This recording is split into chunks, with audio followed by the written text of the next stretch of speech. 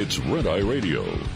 Gary McNamara and Eric Harley talk about everything from politics to social issues and news of the day. Whether you're up late or you're just starting your day, welcome to the show. From the Uniden America Studios, this is Red Eye Radio. Hello and welcome. He is Gary McNamara. I'm Eric Harley. Going, sold. Another painting of Hunter Biden's has been sold to our production staff, which is interesting. Yeah, I saw that story. Man, we just got a ton of stuff. Being gone for 3 days. Yeah, man. I will say this. How was your sock hop? Oh, my sock hop was really good. Good. In fact, we'll go into it here in a little bit because there was some political talk. Oh, okay. I never stopped this weekend. I mean, I just never stopped. Yeah. It was funny because my sister said to me, she said, "You came in town, you never stopped." I went, "I know." It's like I'm exhausted. Yeah. And so we'll get to some of that because I will say this: I was confronted again by a couple of people who found out, that knew I was a conservative or found out I was a conservative talk show host. Yeah, right, yeah. And it was like, we got into, it was really, really friendly. Oh, so you're one of those. I go, well, what does that mean? Yeah. And I said, what does that mean? And I said, and then we started talking about things. It means I can cast spells on you. So, Trump came up, and I just said, well, Trump's, you may not like him. You may believe he's blunt, or you may believe he's this. And then someone said, well, he's a racist. I said, based on what? Yeah, based on what you've heard. Didn't know. Right, exactly. Yeah. But then with a couple of women again this weekend who came up to me and said, well, I can't be a conservative because it's my body. Mm-hmm. And I said, okay, so you believe in abortion till birth? And again, I got the same response. Well, no, absolutely not. I only believe in it until, the third trimester. Then we shouldn't be. Well, then you don't believe it's your body. Yeah, right. So we got back into the same thing again. Mm-hmm. I had the women that I talked to again completely and totally frustrated. They didn't know where to go. And the answer was almost universal. Well, you have to protect women. How?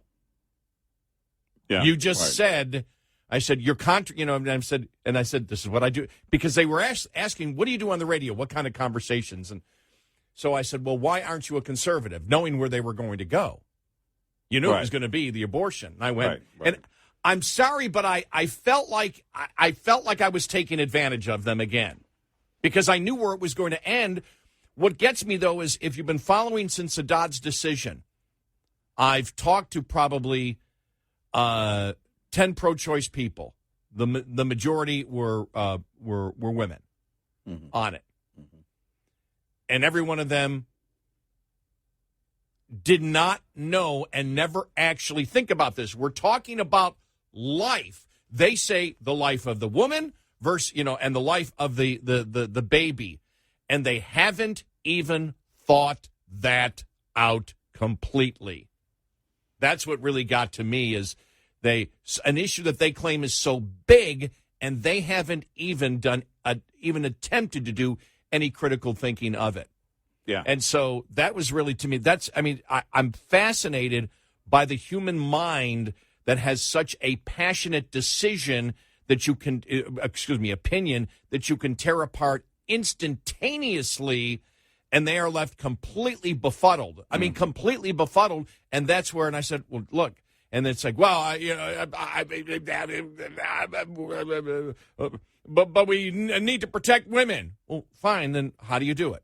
You just said you would not, that abortion should be illegal while the baby is in the womb, which means it becomes life.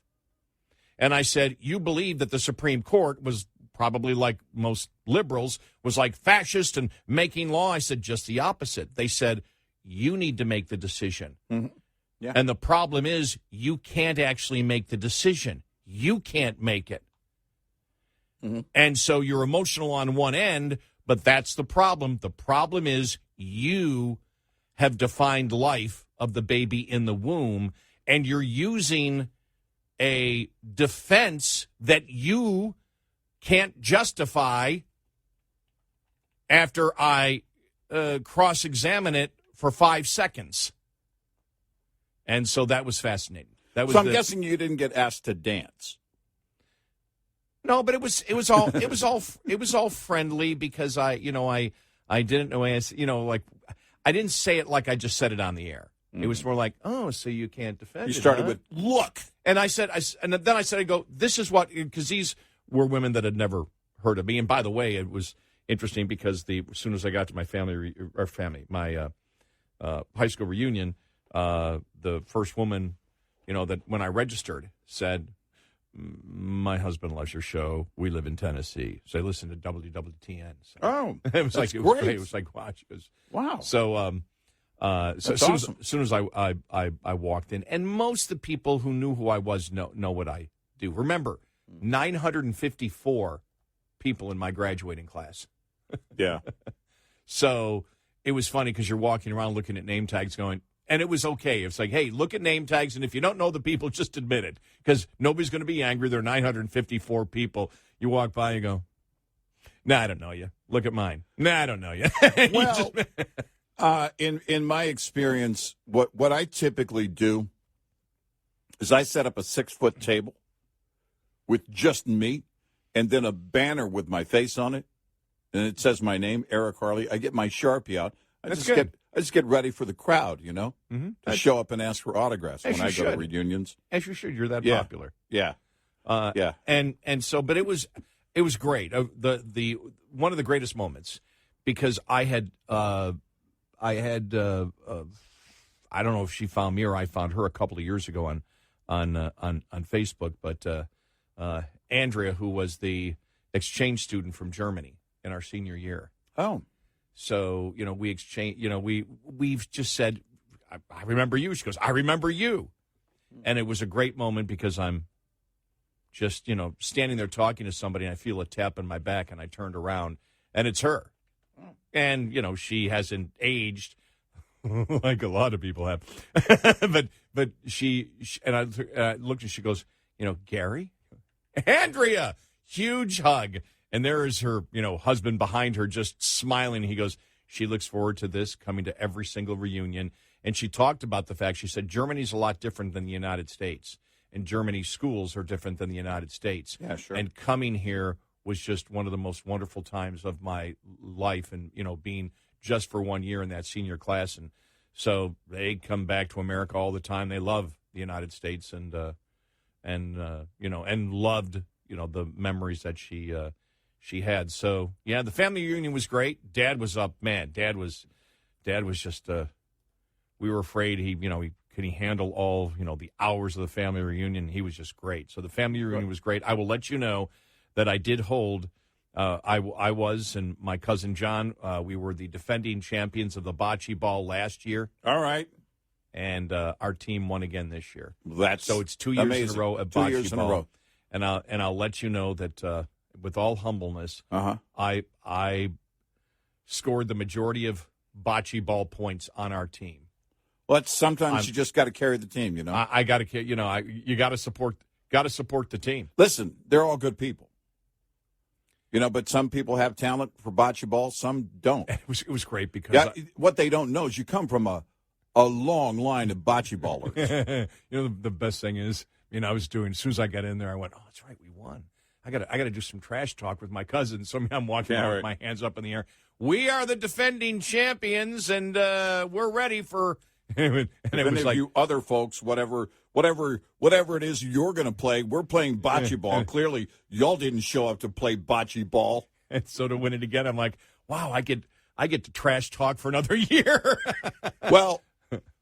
You did go a little far because before you left, you did order a bunch of bocce ball uniforms. So I thought that was a little over the top.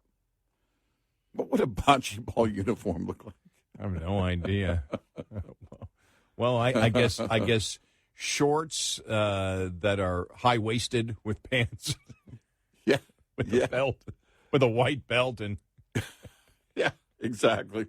Or the one-piece leisure suit with short sleeves and the white belt, the attached white belt. But I did find out why people are ticked at airlines.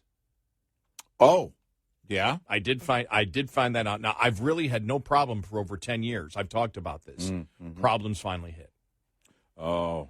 And the problem is, with all the technology we have, it doesn't work, and they don't communicate. Airlines do not communicate like they did even 10 years ago before all the technology and apps came in. I'll give you very quick what happened. I'm at the family reunion, which would have been Sunday night. It was about 6 o'clock. Okay. I get the notification that the direct flight that I normally take, because I don't like to take a flight back the same day I have to work.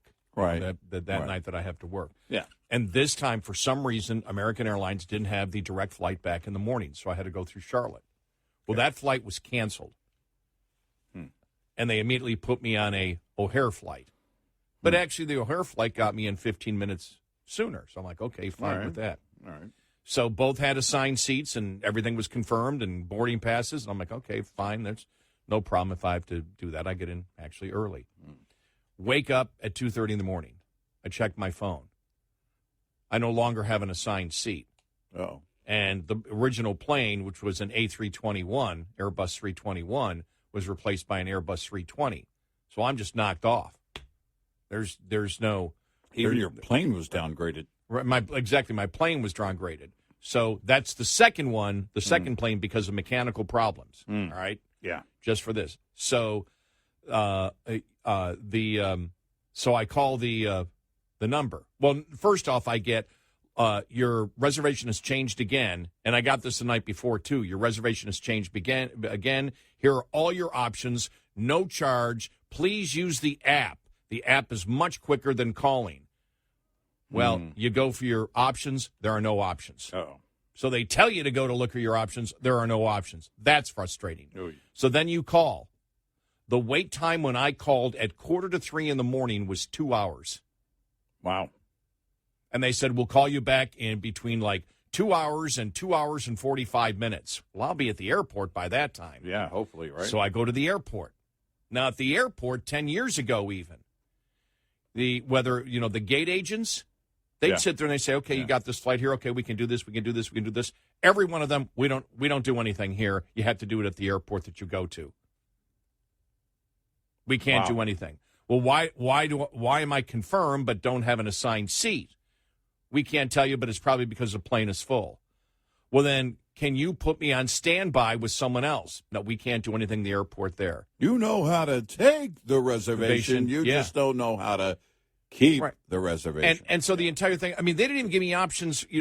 I used to get on the app options for a day later or, 2 days later, whatever. They'd give me a bunch. No options for the flights. And then you keep calling. Every time you call, okay, let me see what it is here. I'm going to call now. Maybe they're, the hold line isn't that bad. And it's like, we'll call you back. You don't have to stay on hold. And it was up to 3 hours then. Wow. Up to 3 hours. We'll call you back, 3 hours from now. Well, I'm going to be on my plane. I'll be in Chicago already. What use is any of this to begin with? And then when you're calling, go to the app. Go to the app. You can solve all these problems with the app. You can't solve any of the problems on the app. None. Wow. Not one. You can't get anywhere on the app. Yeah. I found a couple of things here recently, and I think they've changed a number of things. I don't know if it's for security purposes, but a couple of banking-related apps. Now you must go to the website on a laptop or on a desktop.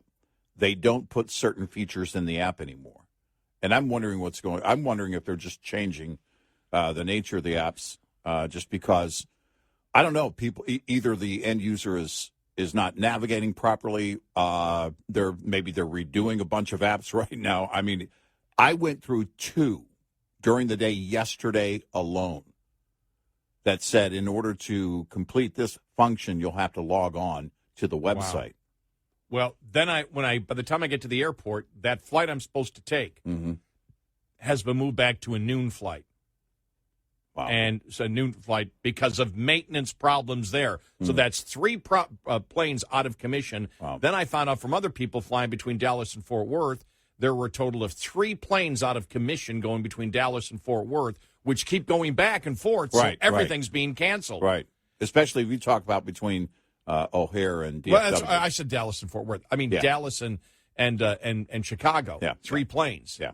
There are no planes that go between Dallas. I mean, because that's a very busy route. I mean, that's exactly. A nonstop route every day. And so it was just, and people were, and so I went to the Admirals Club and went to that agent, and they got me on.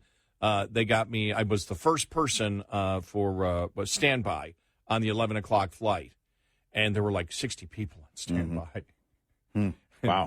And when I went up there, I said, "Hey, I'm the first for standby." They go, "We've had one person that didn't check in. I got that one seat." Now that original flight that I was going to take, that was going to leave Chicago at 8:30 and get into Dallas like 11. That one still has not taken off. I've never seen where they've held the plane. Now it's supposed to take off at 10 a.m. tomorrow. They never canceled it. Wow. But it's basically almost. They just kept delaying it. They kept delaying it, and now it's delayed till tomorrow, 26 hours.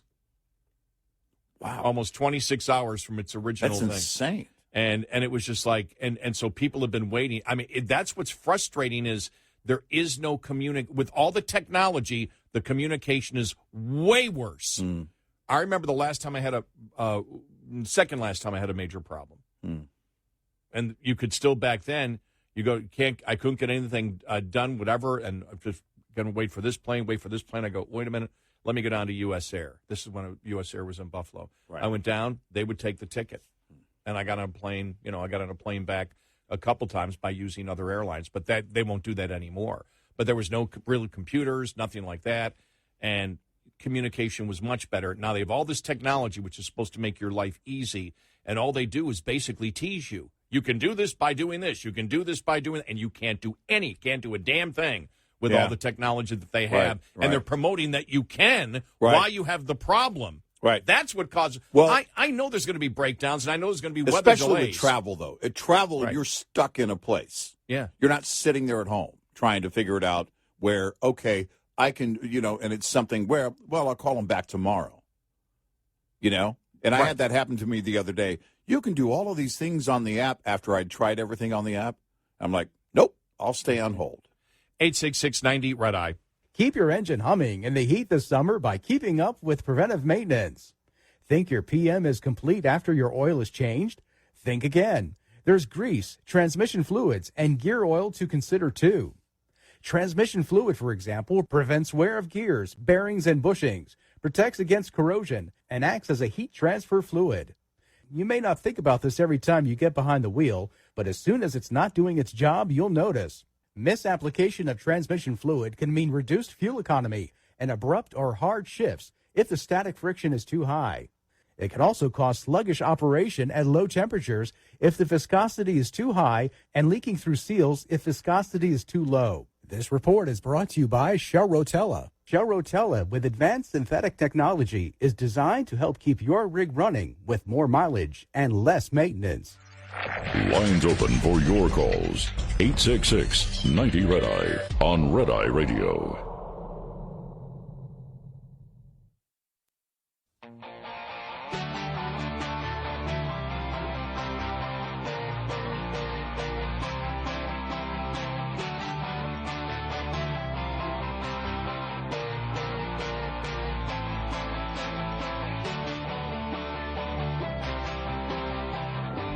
It's Red Eye Radio. He's Eric Harley, and I'm Gary McNamara. And so that is the one thing when I, again, flying, is the fact that all this technology comes in, and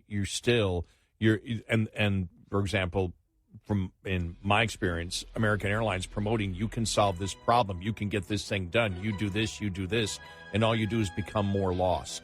And you have a complete lack of information with nobody to help you. Yeah. I'd rather get the bad news and know I couldn't fly till the next day. Right. Than sit around and not knowing. Exactly.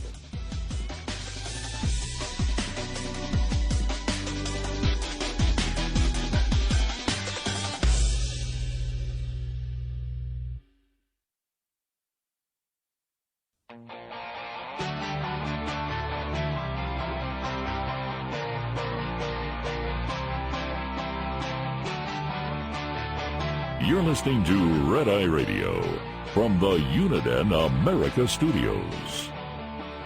And he is Eric Harley, and I'm Gary McNamara, 866-90 Red Eye. So, like I said, I hear all the horror stories. You know, we talk about it, the horror stories that many people have when it comes to flying. And I hadn't had any in like 10 years. You know, most everything was really, really good. This was the first occurrence. And again, I got in, when you actually think about it, I got in only a little over 2 hours later. So it didn't end up being a disaster for me. Mm-hmm. But what it was is just the recognition in your attempt to communicate when a company is telling you that this makes it easier for you and there's no solution, your customer gets frustrated. It's almost as if you're constantly being almost taunted by the company. That's the feeling that you get. The biggest killer of business is poor communication. Yeah. And so all this technology, and it's most of the time it's great. I mean, I love the American Airlines app. Mm-hmm. And like I said, I haven't really had any problems. But when it happens like this and they keep communicating to you, here's how you solve your problems, mm-hmm. and this is what you can do. And by the way, your flight's messed up. Click here, and you'll have many different other solutions, and it's not going to cost you anything. And so you click there, and there's no solutions. Yeah. They don't. You're telling me there's not a seat on another plane on Tuesday or Wednesday? I used to get everything. There was nothing. Mm-hmm. Absolutely nothing. And then you can't get, then everybody at the airport now knows nothing. They can't do anything for you. Well, unless you go to like when I was in Buffalo, mm-hmm. they don't have the American Airlines special agents there ready to help you. It's simply the people at the gate and the people when, if you've got checked baggage. That's all they have. There are no other people to help you. And for the last few years, up until recently, it hasn't happened the last few times I've flown. But for a few years, it was you would, the day before, maybe 2 days before, and then the morning of again. Hey, are you flexible? If so, let us know. And then we can determine if we happen to be overbooked on this flight, and we can determine who is flexible and who isn't. And, of course, I'm never flexible. If I'm flying, it's usually for business. I haven't got that in about a year, and you get exactly. and it starts at 300 or 400 if you're flexible. And, I don't get that either. And that's what they do. They say, here is, if we need to do this, here are your possibilities of what could happen. We would get you on the next available flight, and they often didn't get specific, but it could be up to this amount in vouchers. So I don't know. When you looked at the, you look at the hours of service for pilots, you look at the shortage that they have mm-hmm. of pretty much anybody in any position on a crew right now. And then you look at other regulations aside from hours of service that are just, when you couple that with equipment failures, you've got chaos. And summer is flying season for those who never fly. Oh, So yeah. The families, that are flying from, back and forth, kids going to see their grandparents, or if their parents are divorced, sometimes they're getting on a plane to go see their other parents, whatever it is. And so it just becomes more chaotic. It always settles down, at the end of August, mid-August, end of August, and it settles down. But you also see a higher, I'm guessing because of the heat, but there seems to be a higher rate of equipment failures. It could be just that it's a busier season during the summer. And those are the only cancellations on equipment failures that I have happened during the summer. That could be just coincidence, because I only fly 5 or 6 times a year. Mm-hmm. So I don't know. but communication is key. Yeah, and that's what got to me, and the fact that not only the lack of communication, but the promotion of the fact that we're going to make this easy for you, and you have options, and you don't have anything. You can't talk to anyone until you actually get to a big airport like a hub, because a lot of the smaller ones, if it's outside of Chicago or Charlotte or Dallas-Fort Worth, they don't have designated, personnel there to help you with your problem. Right. And the people that used to be at the smaller airports there that would say, okay, I can get you on this and get you on this, and I'll get you on standby. And then you get on your flight and you're full of confidence. I was going to Chicago saying, should I even be going to Chicago? Why can't I go to, is there something I can get out of Philly? Can I go to Philly? Or, do I have other options here? And there were no other options, and nobody would tell me if there were any other options or get me on standby just to give you that confidence. And that's the thing. It's almost like they're taunting you. Hey, okay, you've got this problem, but you can get this free. We got you here, we got you here, we got you here. And then when you ask, well, what do I have here? It's the first time I've ever had this, which is you're confirmed with no seat. Well, that probably means all the seats are sold, and you don't have a seat. Well, then why am I confirmed? Why aren't I on standby? Why can't I jump to another flight? Why don't I have any other options? Why can't you give me 3 or 4 standby, solutions, or get me on the first standby flight and then you roll over to the next one? Why am I stuck on this flight and nobody can do anything about it and I don't have a seat? Right.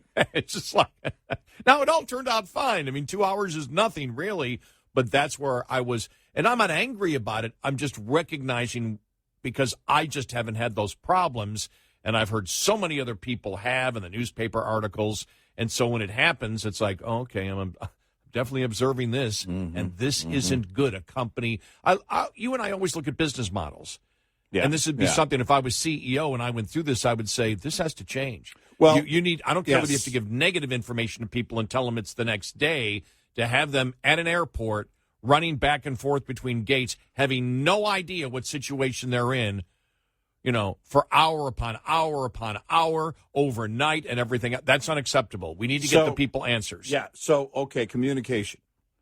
Back when I had cable, and I still have from my cable company, internet service, when I call them, their phone system basically kind of sets you up because for as soon as the human comes on board, they know exactly why you're calling. They know what the issue is. They know what your account status is.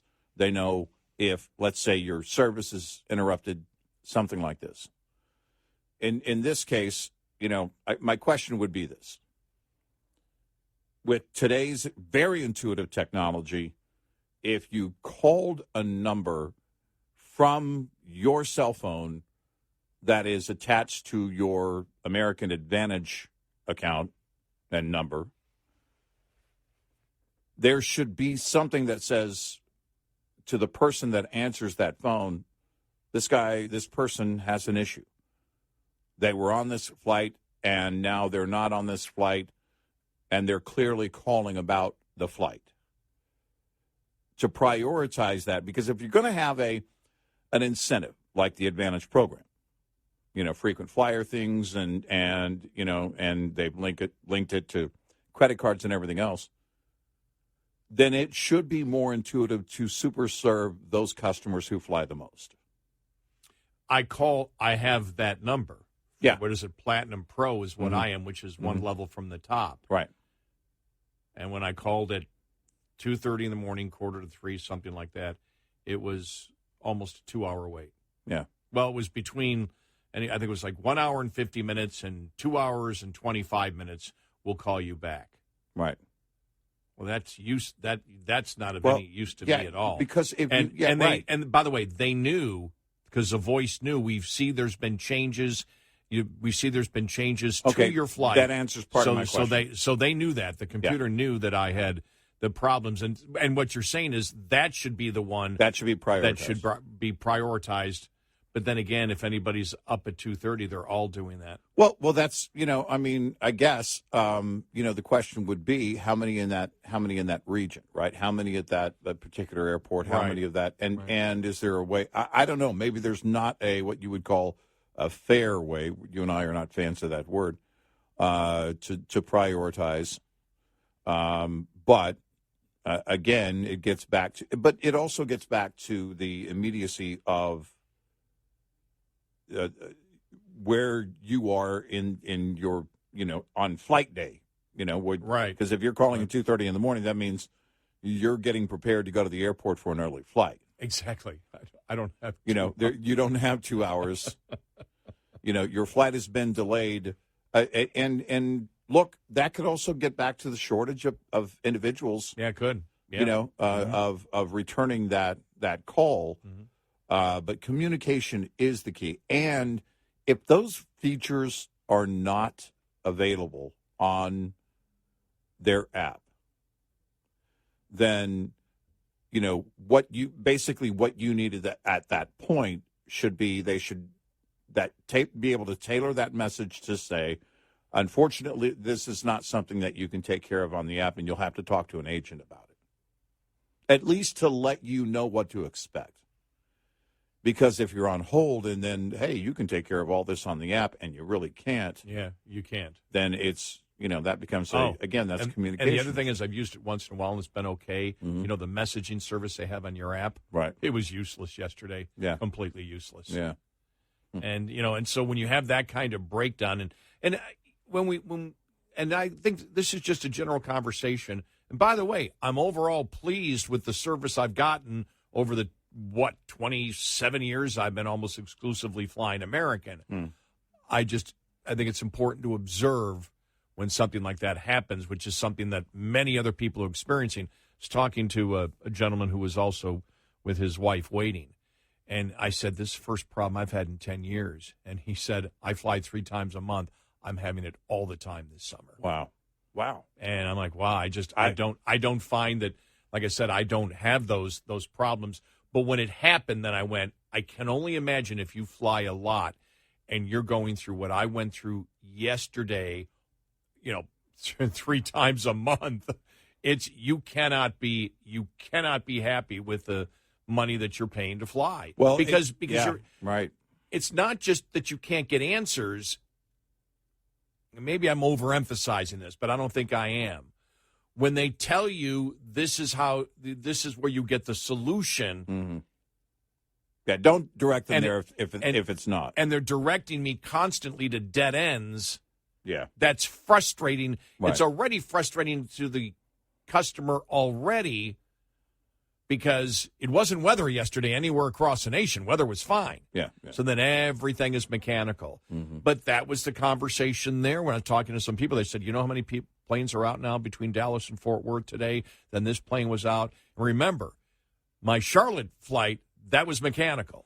All right. Then when I wake up in the morning, the big plane was replaced by the smaller plane because the big plane had mechanical problems, so they shelved that one. Then the smaller plane has had mechanical problems for the last 26 hours. The one that replaced it had mechanical problems. Yeah. You look at that, and people are all sitting around talking about that, and you're not getting any answers. You've got a ton of frustrated people right there. Yeah. I'm looking at that and saying, something has to change. What's in my power? Right. Planes are going to break down at times, and they're going to break down at different, those things are going to happen. Like, they're rare for what I experienced. But the fact is, just give me an idea. Communicate with me. Yeah. Don't. And I know they're not, but it feels like they're taunting you by saying you go here for the solution, and there is no solution. You just going down another rabbit hole, another dead end. Yep. So that's all. So I guess I could do my complaining a little bit later on. It's not complaining, actually. It's an interesting finding based on inflation. Oh, okay. And how companies are changing essentially what they offer based on inflation. Okay. It's a very interesting, I think, take. Okay. And a couple of related articles over the weekend about it. All right. We'll do that following the top of the hour. All and right. I don't know where he's going. We haven't discussed this. So Yeah. this is interesting to me. Yeah. So I don't care if anybody else wants to know. I want to know what you're talking about. Exactly. 866-90-RED-EYE.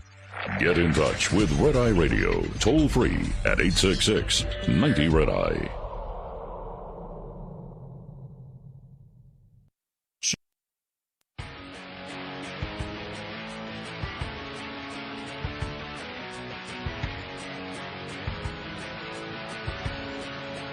It's Red Eye Radio. He's Eric Harley, and I'm Gary McNamara. The Hunter and Joe Biden story. This is really getting interesting with some of the expected testimony from his business partner, Devin Archer, coming out. We'll get to that, plus Eric's inflation story. Shrinkflation.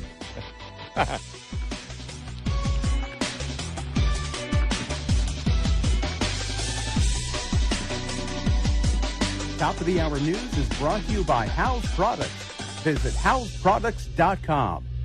This is Red Eye Radio on Westwood One.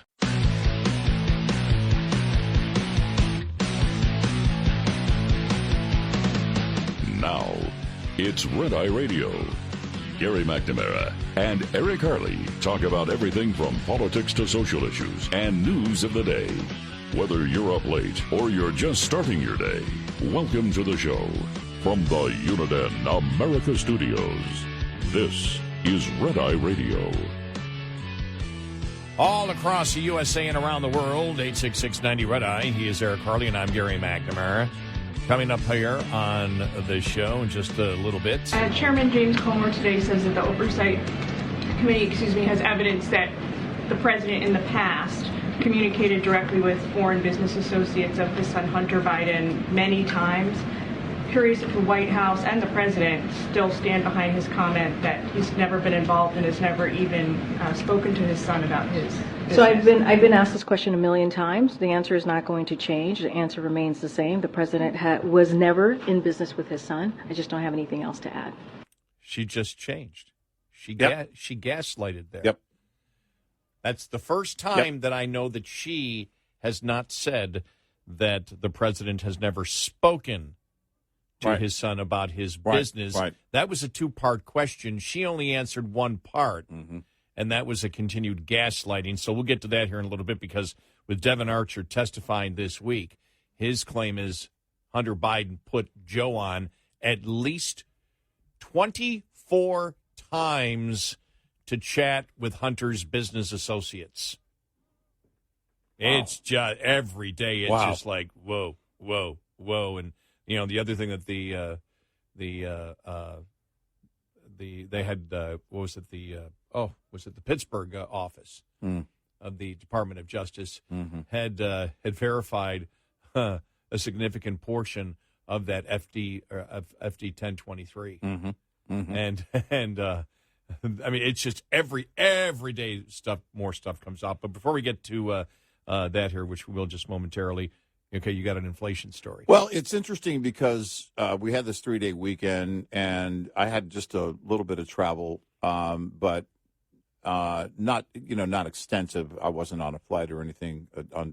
I wasn't in flight hell like you were. Oh, it was. It was mental. It wasn't flight because I was only 2 hours late, but it just made me appreciate what other people are going through more often than I am. Right, because you hadn't run into those issues before. But we hit this place. It's and no need to bring up the brand because it's actually happening across all brands, apparently. We order something off the menu at the drive-thru, and we get it. There are some key elements based on the name of the item that aren't on the product, aren't on the sandwich. So I go back in, I park, I go back in.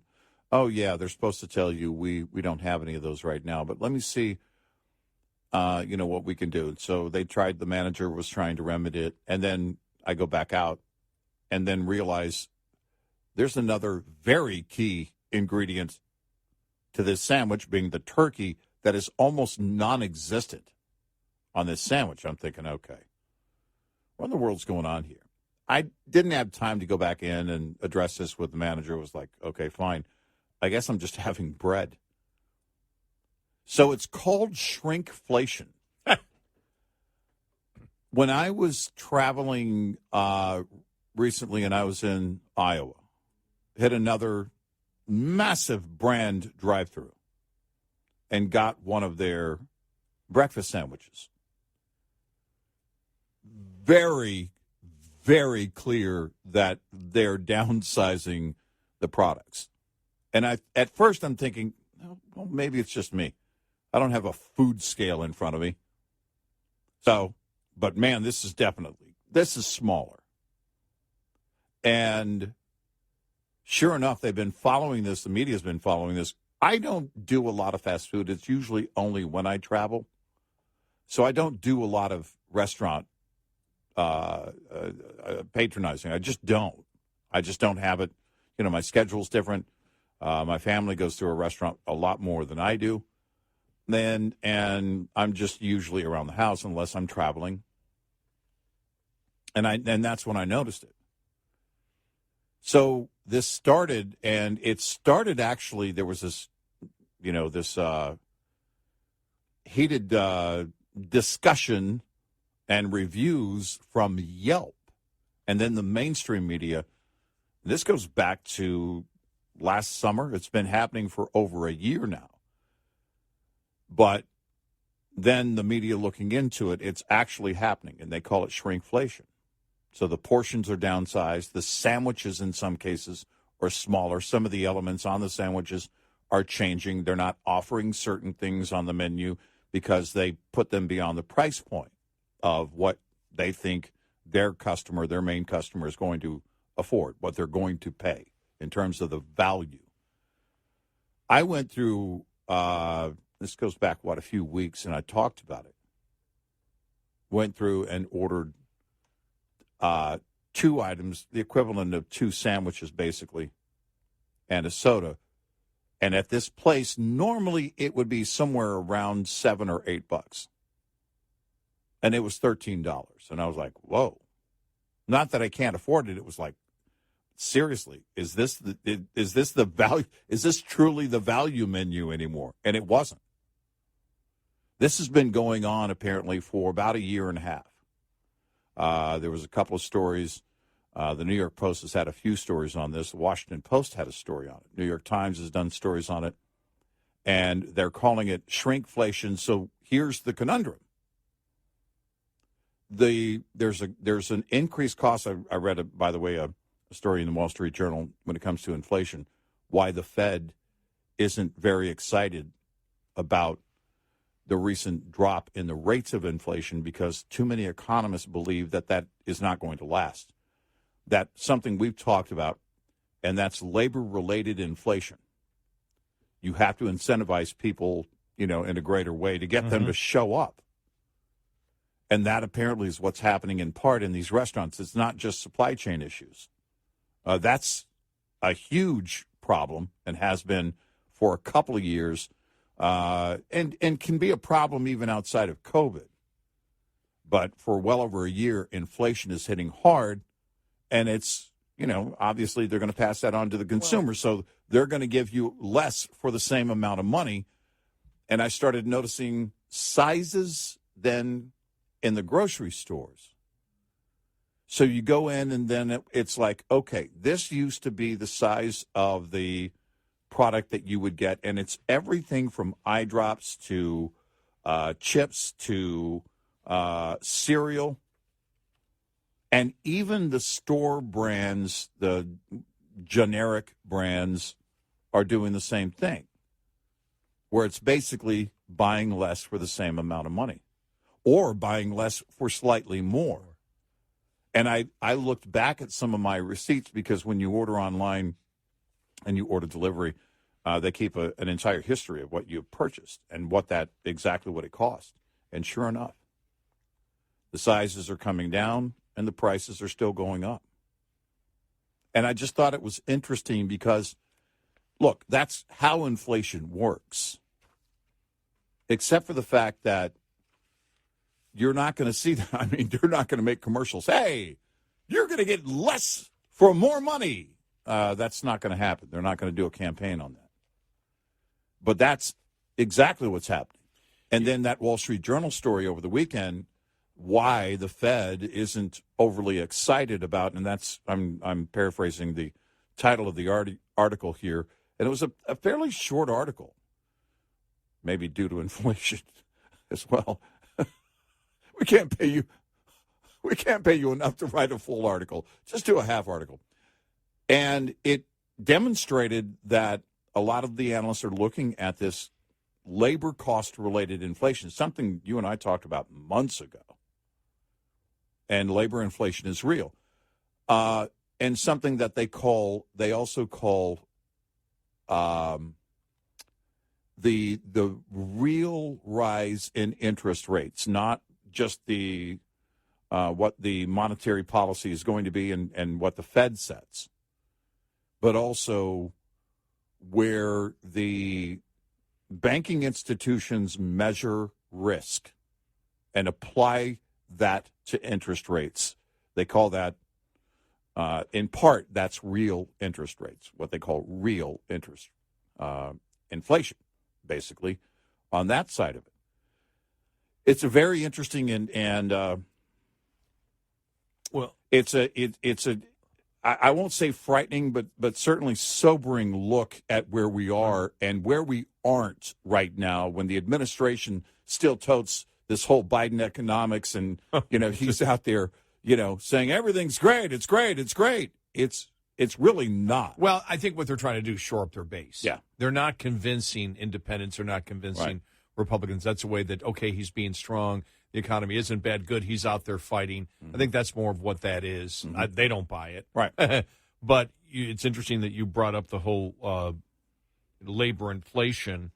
I got into a discussion at the family reunion with some of my cousins, and it was all a good discussion. Mm-hmm. So they're conservative, but we're talking about the workforce and everything else and illegal immigration. And I said, what we've always talked about before, and I said, and Trump said this, when the whole Jim Acosta fight happened, and people remember when he was kicked out, I said he was talking about the fact that, we can't continue this economy. We can't grow a 3% economy unless we have legal immigration. Yeah. Now, illegal immigration is not good, but we need to bring in legal immigrants, many of them who are qualified to do the job. This is Trump saying this because people think that Trump is, and that was the point he was trying to make. I'm not against, this isn't a racist thing. I'm for immigration. Right. I'm not for illegal immigration. Mm-hmm. I'm for legal immigration that benefits them and us. Right. Yeah. And so Wall Street Journal, because you and I, and I got into the discussion, I said, and it was interesting because I think my cousins and a few others, that you just don't think about it. You're like, if you don't have labor, companies will move. Mm-hmm. You've got to have labor, and we don't have it. We don't have a baby boom anymore. We are not ever going to have a baby boom like we had post-World War II. Right. That's not going to happen. Right.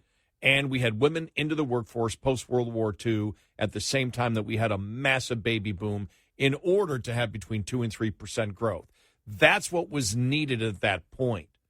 This whole thing that there's going to be, that AI is going to be taking over. I mean, we're always told this for every new technology. I mean, in the Industrial Revolution, we heard it 150 years ago. Right. That now nobody's going to be able to find a job, and they find out, well, no, we need people to support all this, and what we need is higher technical knowledge, skills. We don't really need a lot more gender studies degrees.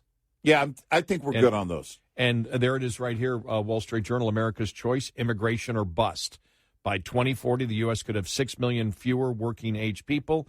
And in this discussion, you and I have had it many times before. Yep. And Trump said it. He said the American people don't want any immigration because they've been so disgusted with illegal immigration. Right. But the fact is, we're going to have it, and that's the point here. The U.S. has a people problem. The birth rate has been sliding for years. Yeah. It's about to translate into a shrinking labor force. By 2040, according to a study out this week, Americans could have more than 6 million fewer working-age people than in 2022. The only way to counter that domestic trend is by attracting workers from abroad. If you can't get cheap energy, that's why we believe cheap energy should be available, companies will move to where they can get cheap energy. If you cannot get, cheap, when I say cheap, I don't mean that you're not, if you can't get less expensive than you can elsewhere around the world, energy, natural resources, labor supply, those are all things that companies will move for. Well, and that's it. We have been the most productive workforce on the planet per capita for a long, long time. But when the demographics shift, there's an analyst who put this together toward the end of last year and said that 2023 was going to be one of those monumental shifts in the labor force in the U.S. because of the aging demographics and the fact that there weren't enough of the younger demographics with experience in certain roles. And it actually came true. It was one of those years, or this is one of those years, where we crossed that threshold, where we have more people heading into retirement. Well, companies look out and say, all right, we need the people that have the experience, and those are the older folks. And there is this huge gap. The problem with that, too, is, of course, Social Security, Medicare, and who's paying in, who's collecting, and everything else on that side. But it really is, and the final assessment basically came to be, if you still want to work and you're getting close to retirement age, it's a good time for you to work because there's going to be a demand for your type of experience or for your level of experience. And that is the case right now. We'll talk more coming up, 866-90 Red Eye. Surviving and thriving as an owner-operator has just as much to do with managing costs as it does with generating revenue. Like the chief financial officer of any company, you have to be concerned about rising costs, especially without increases in revenue. Trying to reduce costs, let alone make sense of them, can be a complicated task. Understanding basic principles of operating costs can save you thousands of dollars a year. A penny saved could be $1,000 earned. Saving just 1 penny per mile over 100,000 miles driven annually will deliver $1,000 to the bottom line at the end of the year. Owner-Operator Business 101 is provided by Shell Rotella with advanced synthetic technology. For more information, go to overdriveonline.com to the Overdrive's Partners in Business section of the website for more detail on Business 101 and many other topics. We'll be right back with more Red Eye Radio with Eric Harley and Gary McNamara.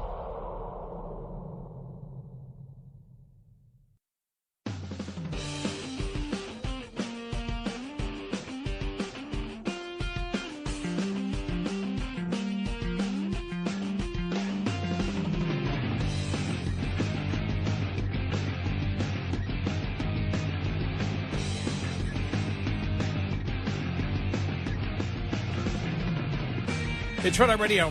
He's Eric Harley, and I'm Gary McNamara. So just reading this here, because we were just talking about labor inflation, which is going to hit, and then eventually a shortage of labor in the United States. We're already seeing that there's a huge mismatch of jobs, and Wall Street Journal covers it today. The domestic trend lines aren't good for two big reasons. The declining birth rate is one. The other is baby boomers are living longer and aging out of the workforce. Anyone who imagines that a shrinking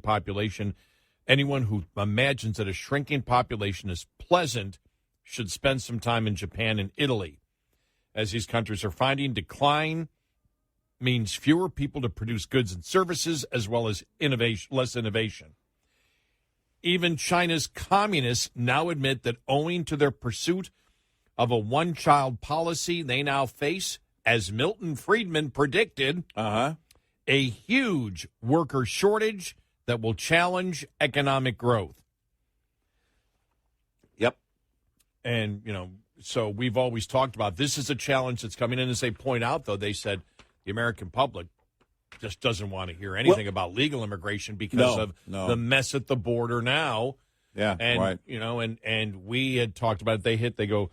They did say here, let me just see here. It goes, and Donald Trump's talk about the wall and Joe Biden's chaos at the southern border. It's hard to imagine any solutions from Congress before 2025. What they're forgetting is Donald Trump, and this is where the Wall Street Journal is wrong here, because the Wall Street Journal is saying all the Donald Trump's talk about the wall. The wall is to keep illegal immigrants out. Right. Yeah. Trump was blunt and clear that he believes that because of the growth rate that we have the potential in the United States, if we unleash the cheap energy that we have today, that we will need legal immigrants because we don't have women coming into the workforce like we did post-World War II, and we are not going to have a baby boom. Right. It's easy to understand because all you have to do is understand business and what drives business. Yep. And if you don't have the workers, the companies will eventually move. Yep.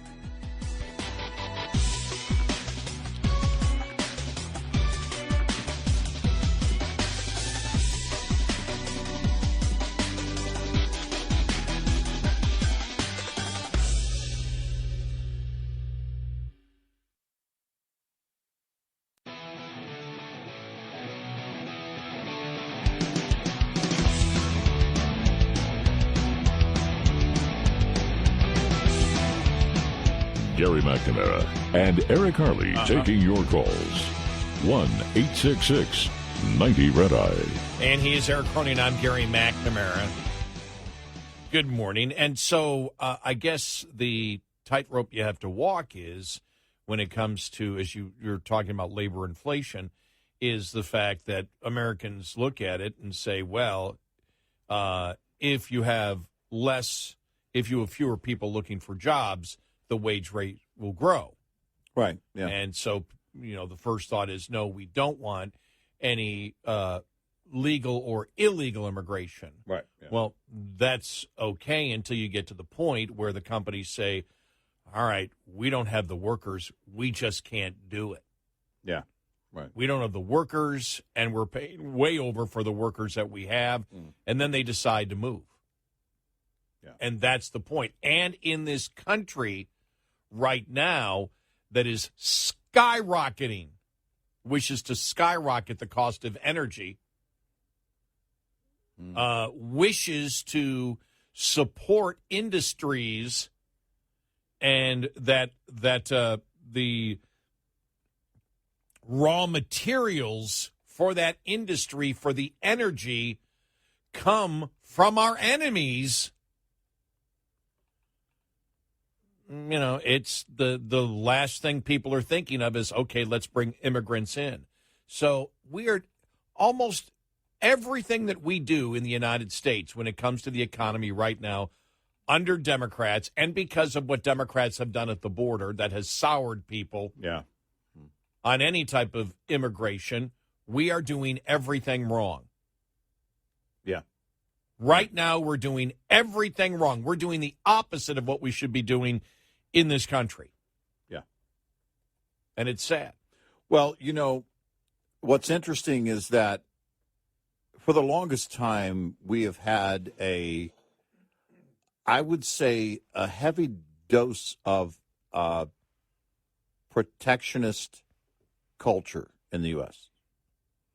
And most of it had to do with trade. But a lot of it also has to do with migration. People coming to the U.S. legally. It's been going on for a while. But if you think about that, the type of policies that we have are based on the mindset of the rank and file individual. No one remembers the day that Jim Acosta got thrown out of the media room talking to Trump.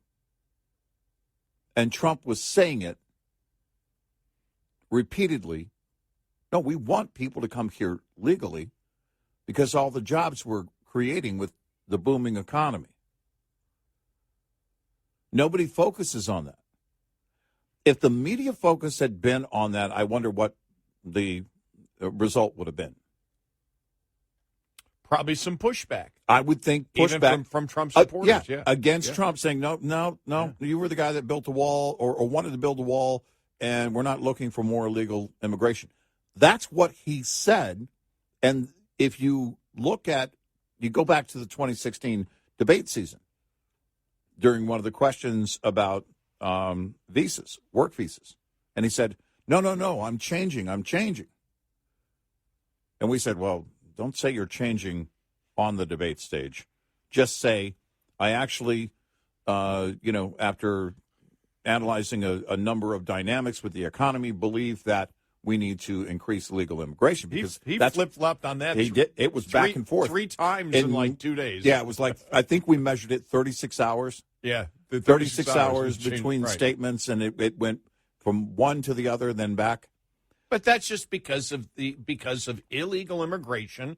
People have soured on legal immigration, and he felt that pressure. Right, and that's, if there had been that same pushback of that question or the back and forth with Jim Acosta on that day had been focused on that statement by Trump, we want more legal immigration, then I think there probably would have been that same political pushback. I agree with you on that. And but we are, we are protectionists. And I think probably most Western nations are to some extent. Hey, wait a minute, hold on, hold the door, wait a minute, not everybody gets to come in just yet, and that kind of thing, both on trade, but also the movement of people in and out of our country, especially coming in legally. That's always going to be problematic because also there's been a huge generational / cultural shift in terms of having large families. When you're a young nation, there is this, and you always hope for this population boom. That's the whole point. As you look to grow a nation, there is this drive to, for incentivizing larger families through sometimes government policy even. And we've seen that until recently. Well, let's look at the states, for example. Let's, when you see what's happening to Florida and Texas, they are the biggest states with inflow of people. Yeah. From other states. Right. They're the ones that are growing. Right. So there's more competition there's more labor competition that exists out there, but you have an expanding economy. And so you have a place that people want to come, because that's what we're talking about here. We're just talking about how economics works and the fact of whether it's in country, immigration to different states, leaving one state, going to another. Mm-hmm. There's a reason for it. And the states that are losing population are losing economic growth. Yes. And so we see it. I mean, we see it on that level, the state-to-state level, but we somehow view it differently from, our country versus other countries when it comes to free trade and the labor supply through legal immigration. But I think it's just because the country has soured because of the mess over the last 50 years. Yeah. With illegal immigration in this country. Right. Where it's just pure chaos at the border. And the American public doesn't trust anything the government will do.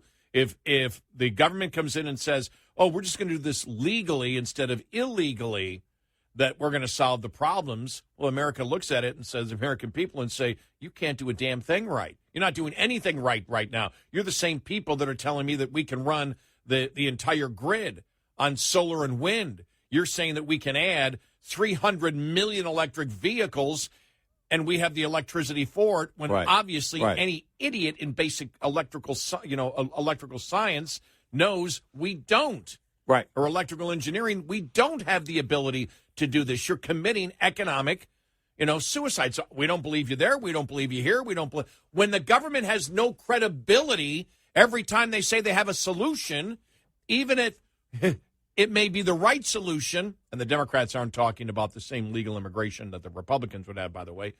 But when they say that they'll take care of it, nobody believes it. Well, so let's pair those two. where I ended with the fact that today's generation is not having kids. We're just not as a nation. We're not. Nope. Because we have indoctrinated a couple of generations worth of kids. This doesn't apply to all because nothing does. But to a large extent, it does exist. We've made them feel guilty for being human and existing. Why in the world would you dare bring more humans into the world? You're killing the planet. The sensibilities change when that happens. There are other dynamics at play. That's not the only one. But it certainly is paired with this delusional thought that we can run the world on wind and solar. It's paired with everything else that, from climate change, that is just hammered over and over and over and over and over into the brains of these young people for a couple of generations now. And it's everywhere, but it's especially in pop culture. Everywhere you turn, celebrities are basically preaching at them, these young individuals, making them feel guilty. Well, you wouldn't dare have a family large enough to require an SUV, would you? And you've got something that looks very bleak. When it comes to an expanding economy, we're not setting ourselves up for anything else other than failure. Period. It is the very recipe you need for an implosion of the world's greatest economy. Everything. It's on the table right now. Yeah. We're doing everything wrong. Yes. We're doing the opposite. When they tell you we're about building a better economy, what they're at, everything, though, is posterior backwards. I almost said the word. Mm-hmm. But everything is posterior backwards. The border is secure. Yep. No, it's not. We can run the world on solar and wind. No, we can't. The world's doomed because of climate change. You've been telling us that for 50 years, and not one of your predictions, the catastrophic predictions, have come true. And as we've always asked, when they've been wrong for 50 years on every major, apocalyptic projection that they've had, when do you stop believing them? Or right. does the fear go ahead? Racism is now anti-racism. Mm-hmm. Anti-racism is now racism. Everything they say is the opposite of what it actually is. Well, when it comes to climate change and everything that's going to destroy the economy, when do we pull our heads out of our asses? I almost said posterior. Okay. You said the A word. I thought I would sound like I was raging if I said the A word. Not necessarily. If I'm going to use it, if I'm going to talk about the butt, I'm going to use the most sophisticated word I know. I did too. Eric Harley. Then our vocabulary is different. Yeah. There you go. Our vocabulary sensibilities are different. Yeah, maybe it's our age difference. I'm an old man and I use old words. 866-90 Red Eye. Coming up, more with Gary McNamara and Eric Harley. It's Red Eye Radio.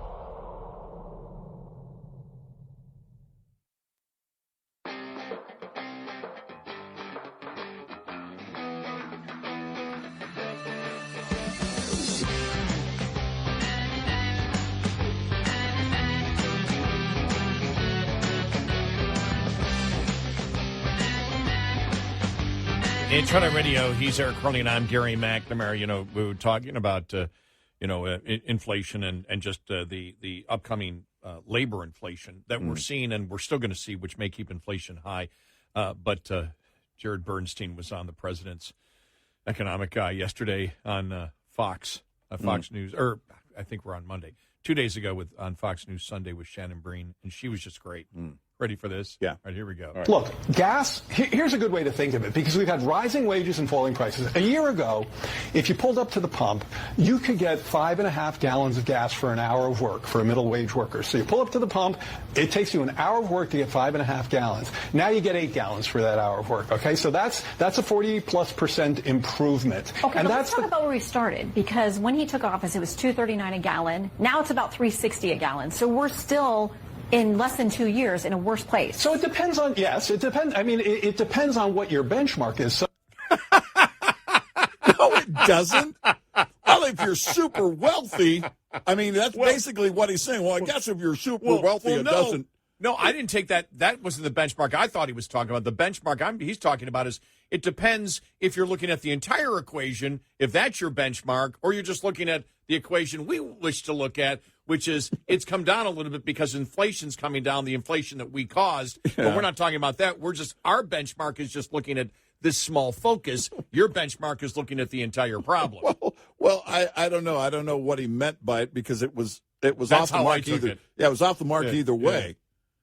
Because if you're talking about, and it doesn't matter. This is the one thing that we have said over and over again. Inflation affects everyone. Everyone.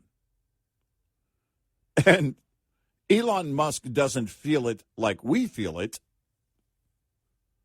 I just logged on to the artist formerly known as Twitter, by the way.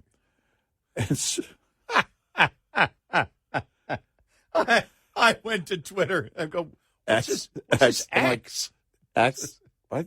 I don't want to. Well, Mark's a spy. Okay, so wouldn't it be funny if he added 2 more X's just to freak you, everybody out? It's triple X now. Calm down. But yeah, that's just ridiculous. Well, it depends on what your benchmark is. That doesn't even apply here, man. You were trying to, the benchmark you just used, she destroyed. Oh, yeah. That's what it comes down to.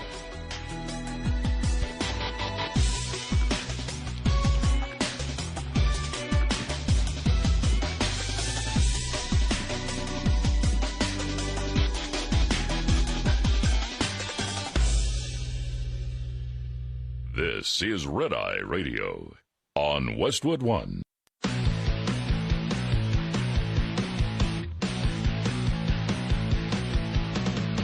Now, it's Red Eye Radio. Gary McNamara and Eric Harley talk about everything from politics to social issues and news of the day. Whether you're up late or you're just starting your day, welcome to the show.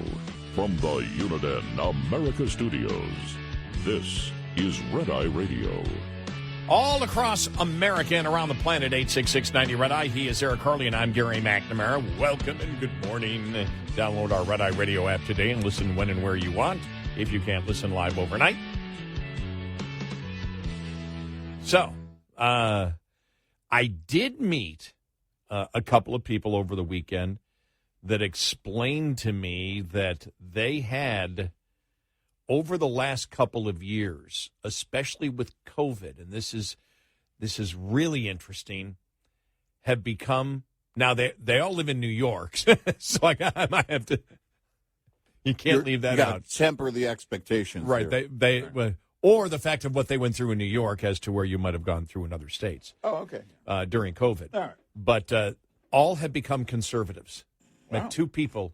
It was really, and it's like really wasn't involved in politics at all.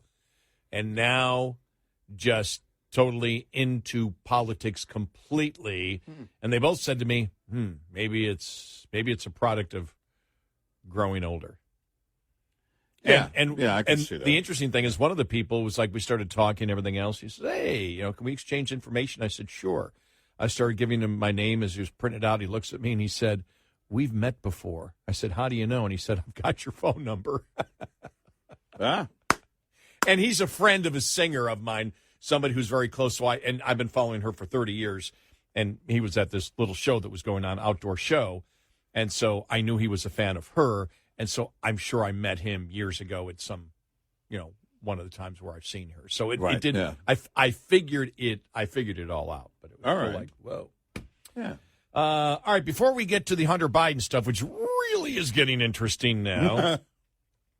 Just very quickly, there was a story over the weekend about those two professors, Harvard Law professor Mark Tushnet and San Francisco State University political science scientist Aaron Belkin, who penned an open letter to the Biden administration on popular constitutionalism, also known as a dictatorship, to respond to what Biden has called not a normal court following high-profile cases. They said, for example, the Supreme Court gets it wrong on affirmative action, therefore Biden shouldn't pay attention to the Supreme Court. They get it wrong on college loans, therefore Biden shouldn't pay attention. He should just do it anyway and ignore the Supreme Court. They believe that all constitutional decisions should be made by a Democratic president in office. They believe in a dictatorship. That's the beautiful thing, is they were so blunt in it. It was like, wow, they believe in authoritarianism. They believe in a dictatorship. They believe in fascism. Thank you for coming out with that letter to Biden. Yeah, well, at least they're admitting it. And the other thing that I did find out, I told you that I met a couple of people on the left, and it was the abortion issue, among other things that came up. The Democrats that I met, the liberals this weekend, are completely clueless on all issues. They really don't know anything that's going on. They know bits and pieces. They know rhetoric. They know talking points. It really is amazing that, and again, I'm not saying that they're indicative of all liberals, but the two that I met over the weekend, completely clueless, have no idea what's really going on, and don't really care to know what's going on. And as I mentioned earlier, you just take a part of an issue and they hear a phrase and they stick to that phrase. And you get in depth into it and you will completely confuse them within a moment. And then they get angry at you. Yeah. And that's where the Democratic Party has become right now. I did ask both these people. They, because the one had said to me, well, the Republicans are just so insane on the issues. I said, what issue? Couldn't tell me. Could not tell me. And again, brought up the abortion issue, which then again it was, the entire thing that, because they want to interfere with a woman's body. And I, of course, my response has been since, and a number of times that I've related on the air with pro-choice women, well, then fine, then you believe in abortion till birth. Well, no, just to the second trimester. Well, then it's not about your body. What? Because you're saying that at some point you believe it's a life. And then you do not have control of your body at that point, that the child has to come into consideration. So what you just said there, you just contradicted yourself when you said it's about the body. Well, something has to be done about. Well, it's not a radical position because you believe the same thing. You believe the exact same thing that the people that you're criticizing believe. You just have a little bit of a different time frame. And I said, and that's the problem that you have, and you get all frustrated. Well, somebody has to solve it, yet you can't even have a coherent thought in your own head. And I don't mean to insult the person, but they're not having a coherent thought. Because for me to be able to tear that apart in 5 seconds means they never did any type of critical thinking on the fact that their major belief that they're promoting for everybody, they actually don't believe. Well, they're armed with somebody else's debate points. And when you do that, when you arm yourself with somebody else's debate points, you clearly haven't done that. You haven't had a thoughtful approach in terms of what you actually believe. If you're saying, well, I believe it's a woman's body, on abortion, but that's where you stop, then at that point you've taken someone else's. It's not even an argument. It's a point that they try and make in the argument that you can't back up because it really isn't what you believe. If you believe at some point there should be a line when it comes to abortion. Right. And the one of them that I was talking to, I said, so you don't actually believe that it's a woman's body, or you do up to the point that the fetus is a human being. Probably most people would agree with you on that. Now define when it becomes a human being. That's the difference. So it's simply defining, is that a radical thought? If somebody believes, now you believe, can you tell me specifically why the second trimester? Couldn't get an answer. Couldn't get an answer. Well, because it's more fully developed. Well, then why is it incredibly radical to believe that it begins at conception?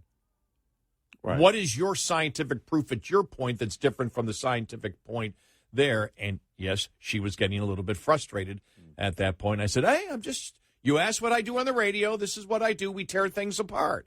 This is what we do.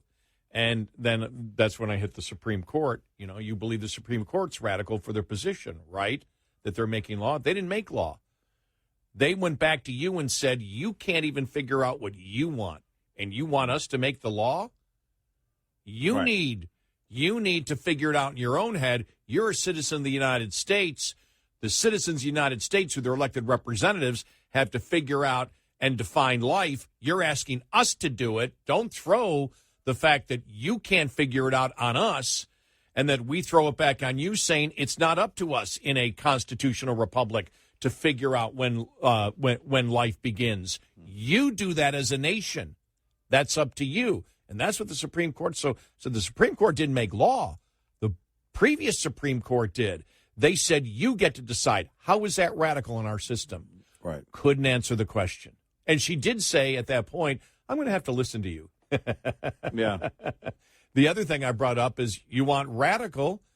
I said, do you believe that a biological male can be a biological female because they say so? And she looked at me and goes, well, you know. And I said, do you believe males should be playing sports against females? Well, no, I don't. They do.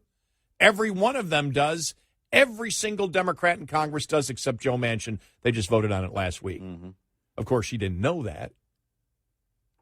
She had no idea of that. Right. She didn't know that even happened. And then I said, so understand that if you believe that a biological male can be a biological female because they say so, and do you think that's wrong? She goes, well, I know some, I know some people, and I know some psychiatrists that, have interesting thoughts. That's not my point. I'm not denying that people don't believe that. I'm not denying that there aren't men that believe there are women. Mm-hmm.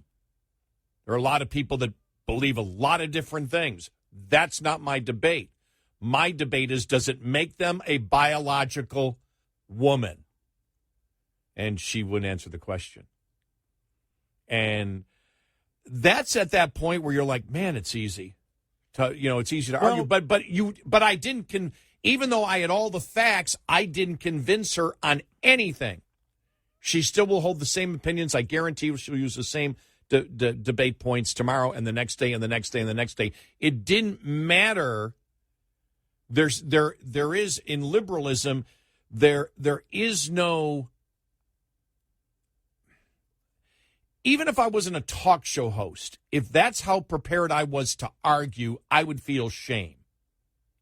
Well, there's no shame. There is no way to do an argument. There is no way to do to have any debate any thoughtful debate whatsoever based on just repeating something and not backing it up, not explaining it. And then I said, you want insane? The president and the Democratic Party believes you can run the entire grid on solar and wind and add 300 million new electric vehicles. That's impossible to do. She goes, well, I'm not really an electrical engineer, so I really don't know. I said, yes, you do. Yeah. You don't need to be an electrical engineer. Can solar panels produce power at night? No. Can windmills produce power when the wind is down? No. There's your answer. Right. That's why it's insane that they're promoting that this is the new energy tomorrow when it isn't a consistent form of energy. Right. And there seems to be greater abandonment on this idea, the long-term idea, the more people talk about the plentiful resource of hydrogen going forward. Long-term, they know, because look where are all of the marks set for the mandates, 2035. By the time we get to 2035, the mining on hydrogen, we're not going to see this happen overnight, by the way. I'm not trying to make the point that hydrogen is going to replace it to the extent we're going to have the infrastructure and everything set up. I don't even know that that's going to happen in my lifetime. We're talking long term. When we talk about going from transitioning, we were talking about the economy and everything else that applies here, and the whole climate change thing absolutely does, because it really is about a grab for the a large chunk of the economy, and that's exactly what they want. We as a nation have never moved from one massive source of energy to the next, except for to do it out of creating a greater efficiency. Yes. We are doing quite the opposite here, but now the talk of hydrogen has ramped up, and you see that even those that were promoting solar and wind are coming out going, well, we can't do solar and wind because we don't think that we'll ever be able to mine, even if they got the battery technology right. Mining for those batteries is impossible. Right. And for those who don't know, we did an extensive segment about 2 weeks ago. And thanks for the number about the potential of mining for hydrogen. Yeah. That there's so much hydrogen, because the problem has always been, how do you produce the hydrogen? Well, electrolysis, you put more power in than you get out, so that's useless. Right. So what do you do? Well, there's natural hydrogen they have found out in many places underneath the earth. Right. And the amount that will last thousands upon thousands of years. But it's the mining, the getting it out, the storage of it, which has to be done. You need a tremendous amount of power because of the cold that you need for the hydrogen, but it's the fact that there's almost a limitless supply of it. So we're talking about using fossil gas. Yeah, really. Yeah, it is. It is. I just like saying that. And so, so we looked at the, and so and we don't get it as much anymore. When this first came out, well, you guys are against any progress. We're not. No, I want cheaper and more plentiful. Yeah. I've got solar little lights around my house. They're great. You know?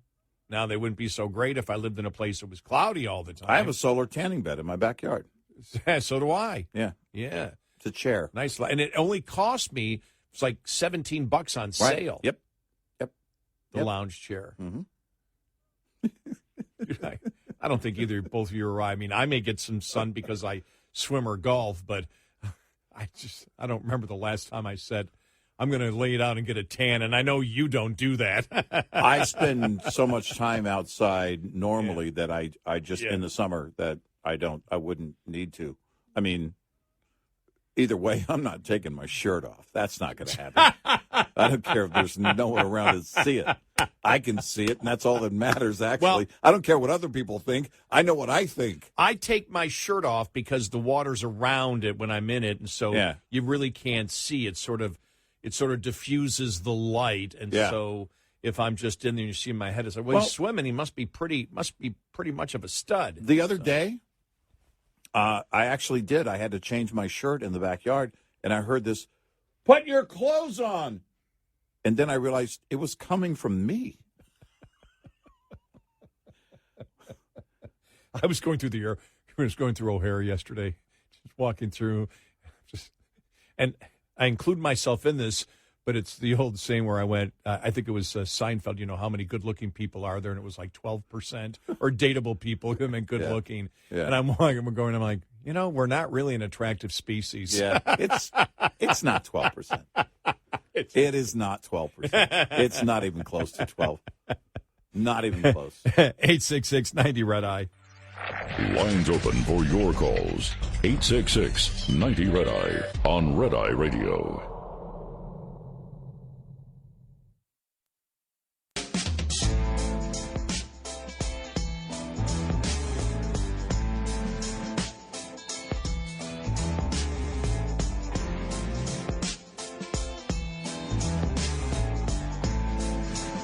It's Red Eye Radio. He's Eric Carney, and I'm Gary McNamara. This is Kevin McCarthy. Yesterday, you ready for this? Speaker of the House. All right. Okay. I believe we will follow this all the way to the end, and this is going to rise to an impeachment inquiry the way the Constitution tells us to do this, and we have to get the answers to these questions. Whoa. When the Speaker of the House says impeachment inquiry for the Republicans, and it's Kevin McCarthy doing it now. Yeah. You know, you and I said last week there was a major change last Wednesday and really last Wednesday and was it last Wednesday or Thursday or the week before? I can't remember. I think it was last week. Actually, was it last week? Yeah, Okay, I think it was Monday or Tuesday. When was the it Monday or impeachment thing started to ramp up? It was Tuesday and Wednesday then is when it was. Yeah. And you and I just went, whoa, they're taking it the Republicans are taking it to a different level now, and they seem to have a lot more confidence that they've got a ton of stuff. Meanwhile, like the White House on Friday came out and said, these things have been debunked years ago, like from the 1023, and they haven't been. No. I mean, it's an absolute lie, and that seems to be, these are all just conspiracy theories and things that were debunked years ago, or there's just nothing there. And I believe, I'll see if I can find the audio cut from Jonathan Turley where he said, Democrats are panicking. He said, if you noticed last week, and it's the same thing we said, they never addressed any of they never sat there. For example, they'll come out and say, these things were debunked years ago. Which ones? Right. They won't get into the minutia. And if they really believe they were debunked, they would say, that was debunked, that was debunked, they're just throwing out the generic thing.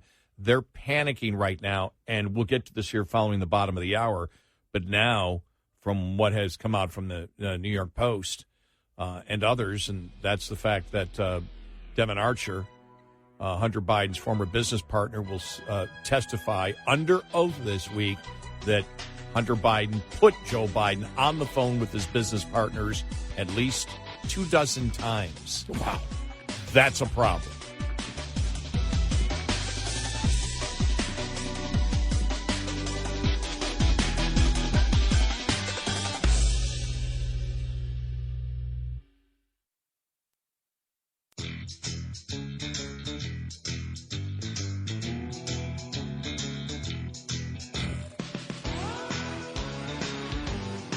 You're listening to Red Eye Radio from the Uniden America Studios. And he is Eric Carney, and I'm Gary McNamara, 86690 Red Eye. The other thing is, Eric, is the media, and we've seen a number of articles. I think we brought up a couple last week that's saying, well, after the Hunter thing's over, Republicans should just drop this. Just drop this, because there's nothing really going on here. There's nothing here. They have nothing. This is just about Hunter. Leave the president alone. This is Margaret Brennan on CBS on Face the Nation with Chris Christie, right? And it's like she can't even get an agreement out of Chris Christie with this one. And he's like, no, we don't drop this. Here we go. There are so many legal issues in this campaign, and I want to ask you about one involving the president's son, Hunter Biden, who's going to appear in court this week to plead guilty to 2 misdemeanor tax charges and will enter into an agreement that could avert conviction on a gun-related charge. The deal has infuriated many congressional Republicans who are holding their own hearings. And I wonder, after this plea happens, if you would advise your party to move on. No, I wouldn't, Margaret, and here's why. The conduct here by the U.S. Attorney in Delaware and by the Justice Department just can't be justified. It doesn't take 5 years, Margaret. As you mentioned, I was the U.S. Attorney in the 5th largest office in the country for 7 years during the Bush administration. It does not take 5 years to investigate 2 misdemeanor tax counts and to dismiss a gun charge. And we need to know what they were investigating and why these are the charges they concluded to. This is not just any person. This is the son of the President of the United States. And while Justice... Oops. Just had a problem with it. Give me 1 second, and we'll be Get back to it. Here we go. What they were investigating and why these are the charges they concluded to. This is not just any person. This is the son of the President of the United States. And while justice needs to be equal, it needs to be equal. And it doesn't appear to me that this is the way to do it.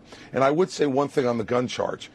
I mean, this is a case where Democrats yell and scream for more new gun laws in the country, yet you hear no Democrat yelling about the fact that Hunter Biden intentionally lied on his gun permit application, mishandled the gun after he received it with a false permit application, and faces absolutely no penalty. Guess what? The guy. By the way, I'm stopping just for a second here because watch her go, like she wants to get through this. Yeah, right. Okay, here we go. The guy who sponsored that law was his father, Senator Joe Biden, and that charge carries a 10-year sentence, Margaret. We need to explain. They need to explain to the public why that was done. So, no, I don't think it's time to move on. She keeps interrupting. It's like she was trying to move on. Yeah, well, the thing is, too, you notice how she prefaced it, because you can look at the gun charge and you can say, okay, the gun charge has nothing to do with Joe Biden. Everything else does. Now, Chris Christie didn't bring that up. Why would you want to just let this thing go and not fully investigate it? Because all the Hunter Biden tax stuff leads directly to Joe Biden. Yeah, right. And that's what Chris Christie didn't say. And you notice how she simply said, well, this is all about Hunter Biden, Hunter Biden alone. And no, it's not. No. The gun charges, the rest of the stuff, the reason that the Republicans are suspicious of what the Democrats did is not just because he's the president's son, but because it leads right to Joe Biden. Yep. Yeah, it's, there should be absolutely no will to let this thing go by the GOP, because many of us believe that the president is compromised currently. And it needs to be fully vetted and discovered whether or not he is. Now, the one good thing is, when I saw over the weekend that James Comer says he does not want a special counsel appointed, just like us. Exactly what we said. Now, when you had the one whistleblower last week said this demands a special counsel, you and I both said no. Because what you do is you bury it if you get a special counsel for the next couple of years. The special counsel needs to start his investigation today. He needs to put the group together, and we're going to keep everything quiet, and we would hope that the Republicans would stop their investigation so it is not viewed as partisan and a blah, blah, blah, blah, blah, blah, blah, blah, blah, blah, blah, blah. I realized I didn't need to keep going on. Everybody knew where that ended, right? Right. And so it's like, and he just said, no. I have no confidence in special counsels. I have no confidence in Merrick Garland to appoint an independent, credible, unbiased special counsel. I think we're making a lot of progress in our investigation, so we're going to continue to plow forward. Every time you hear, and you're going to hear this now, because I think the rhetoric is going to continue to grow and grow and grow from Democrats. It grows until they finally say, we got to abandon this guy. The evidence is too much. But what you're seeing is, again, there's nothing here. Everything's been debunked. They won't tell you what's been debunked, though. They won't get into the minutia. And in law, the minutia is extremely important. The minutia is whether you broke the law or didn't break the law, right, whether it was a bribe or not a bribe. And so they that's the only thing you're going to hear from them consistently. So Republicans need to do what they've done all along, which is different from the Democrats going after Trump. And this isn't pointed out enough by Republicans in the way that we're doing it, which they should be doing. We would advise them to give us $1 million for our political analysis that you will follow. And if you pay us handsomely for it, we'll give you more because we can be bought. Yeah, you said $1 million with M. It's billion with B. Oh, you're up to that's right. You went up to $1 billion a couple of years ago for any type of political consulting. Yeah, and so you because you look at it, it's this simple with Trump. Everything was an accusation with no evidence to back it up. Right. Even the assignment for Mueller, the special counsel on Trump, was go see if this happened. Right. Right. There wasn't like a crime where they said, go look into this. Right. Well, you see right now where you've got the whistleblowers, the one whistleblower, I can't think of his name right now, the whistleblower X, nothing to do with Twitter. Right. But he said, he's a Democrat. He's a loyal Democrat. He said this demands a special counsel. And we have said no. Why? Because the difference is, well, but he said a special counsel, but the evidence that we have now, originally, if you're going to go for a special counsel, you would go for it because you have identified what the crime is. Right. The crime is based on the evidence and what the FBI has. The 1023, a bribe. Biden took a bribe. And you have the FD 1023, you have witnesses, and, you have witnesses, you have a paper trail, you have the LLCs, you have suspicion of money laundering with SARS,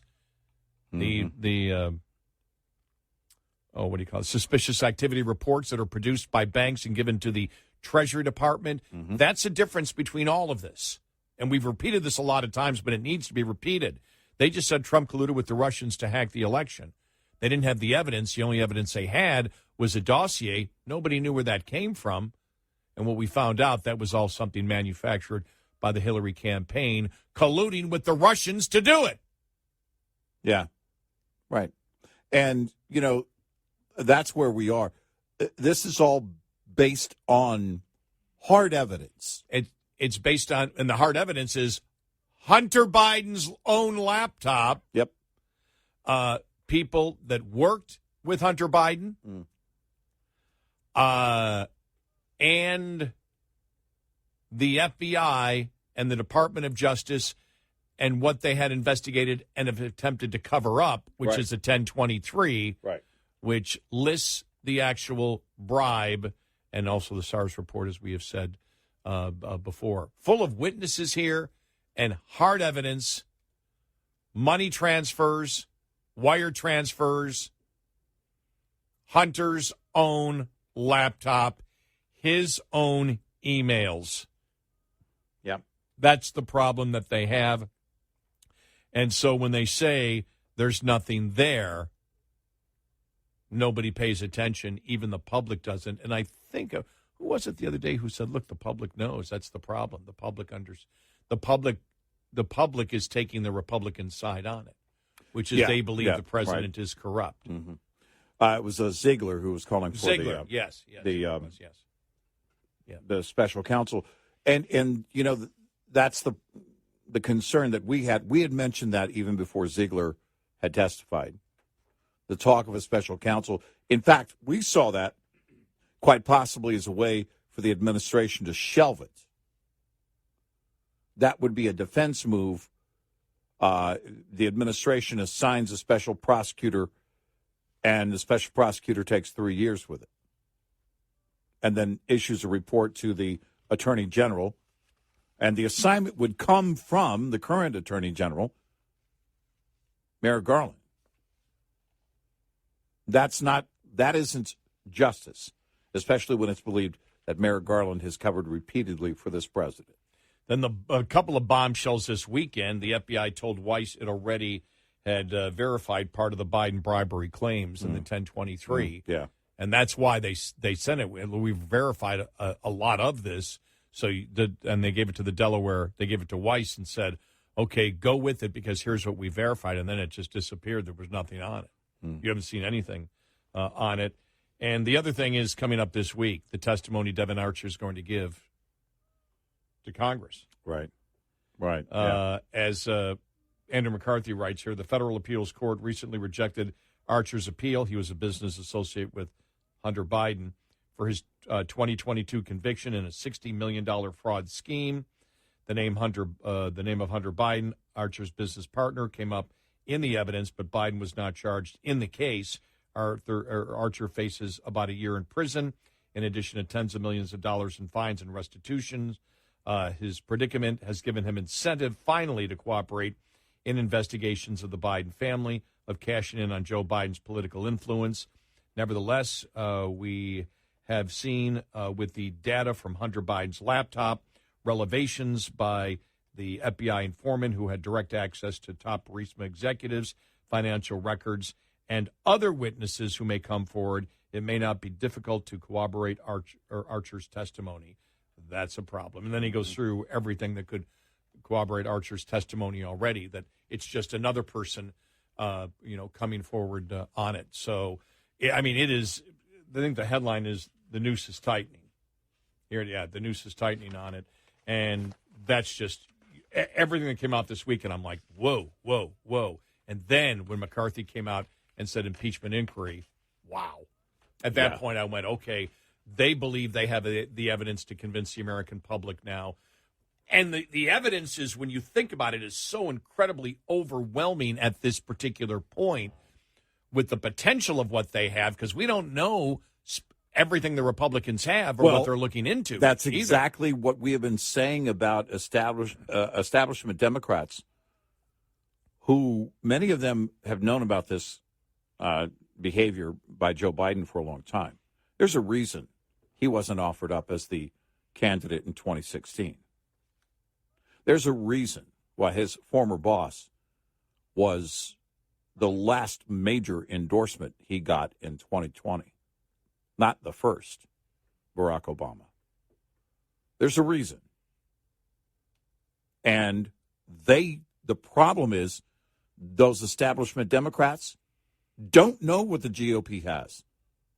They don't know everything that's about to come out. And it seems like every week now there is something pretty sizable that is dropping. We know the framework of everything. Mm-hmm. We just don't know the specific amounts and how they were, if and how they were filtered to Joe Biden. Right. And as we have said from the beginning, it's about the money trail. And once they have that money trail and it's lined out, if they get it, it's over. But you don't need the money trail to Joe Biden, because if Joe Biden was using his influence to enrich his family and not himself, Oh, sure. there is no on impeachment. Yes, there is no difference. Right. Even legally for a bribe, but it would never get to court. He would be, he'd have to give up the presidency. Right. I doubt it might though, because you've never seen a scandal like this. Right. Ever. Right. And it's not something that he did while he was president. Well, he still compromised while being a president because the perception is still there, but who knows where this would go in the legal system. Yeah. 866-90-RED-EYE. Get in touch with Red Eye Radio, toll free at 866-90-RED-EYE.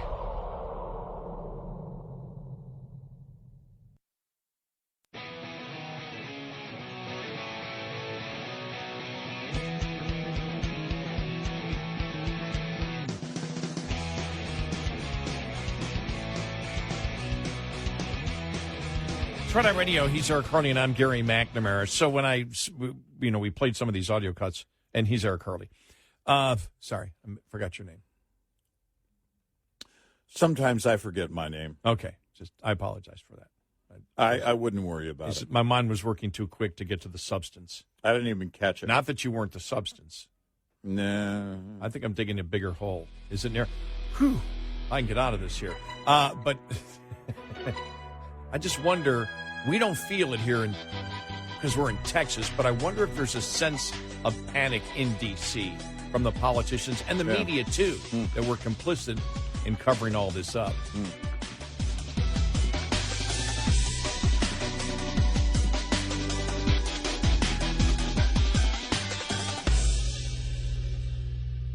This is Red Eye Radio on West.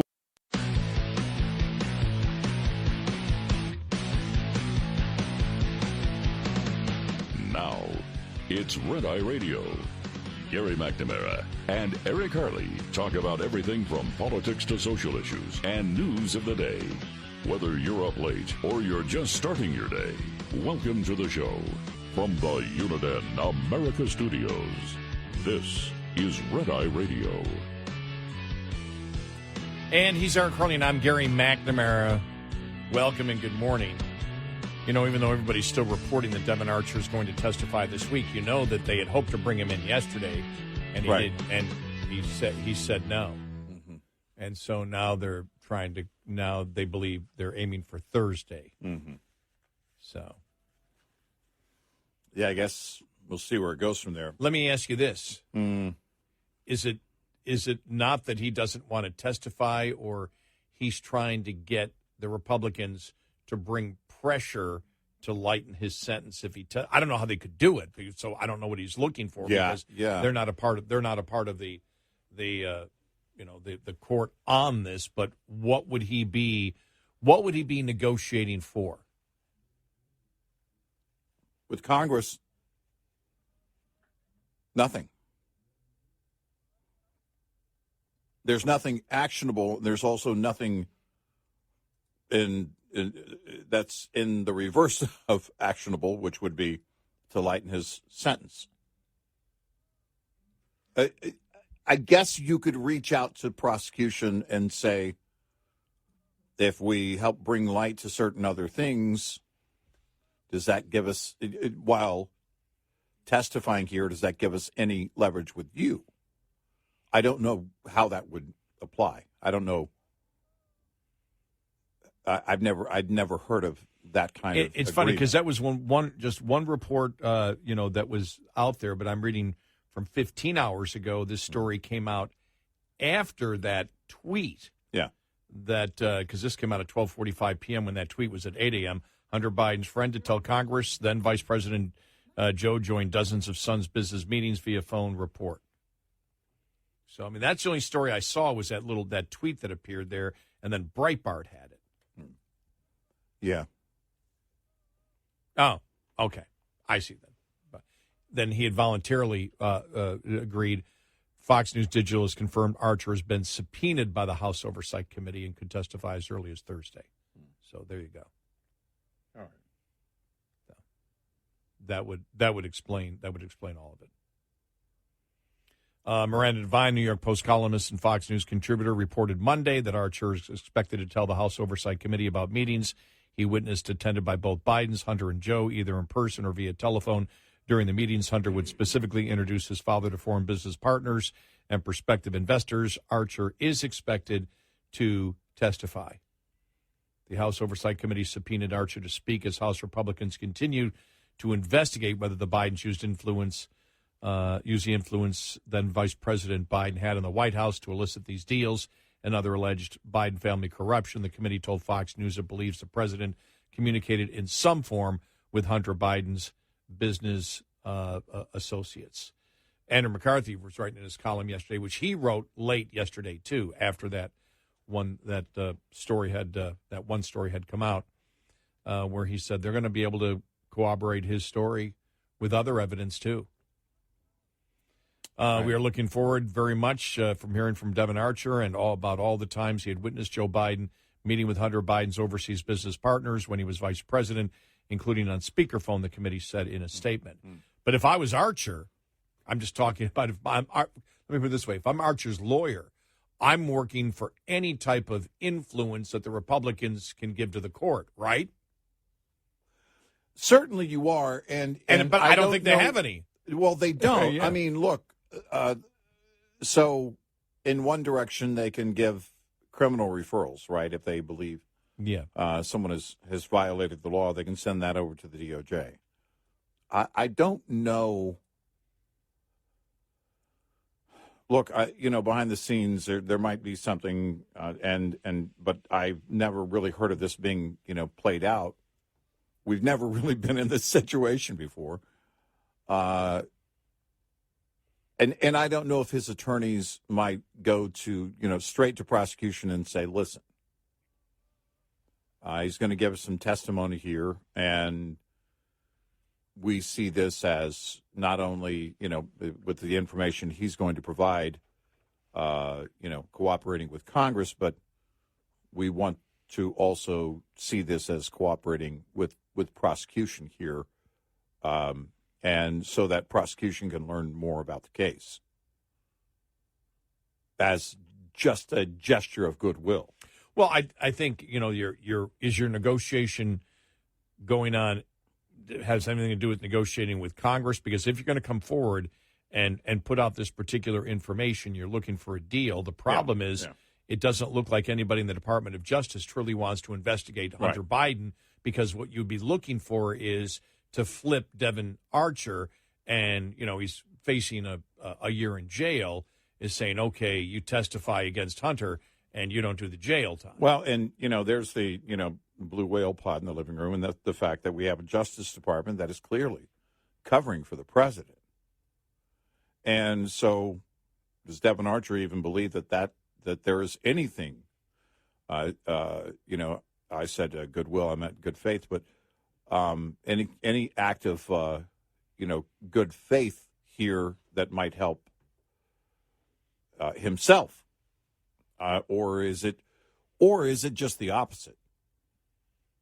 I don't want to get into the weeds here of talking to Congress because something I say might be added to the case, might make it actually worse for me.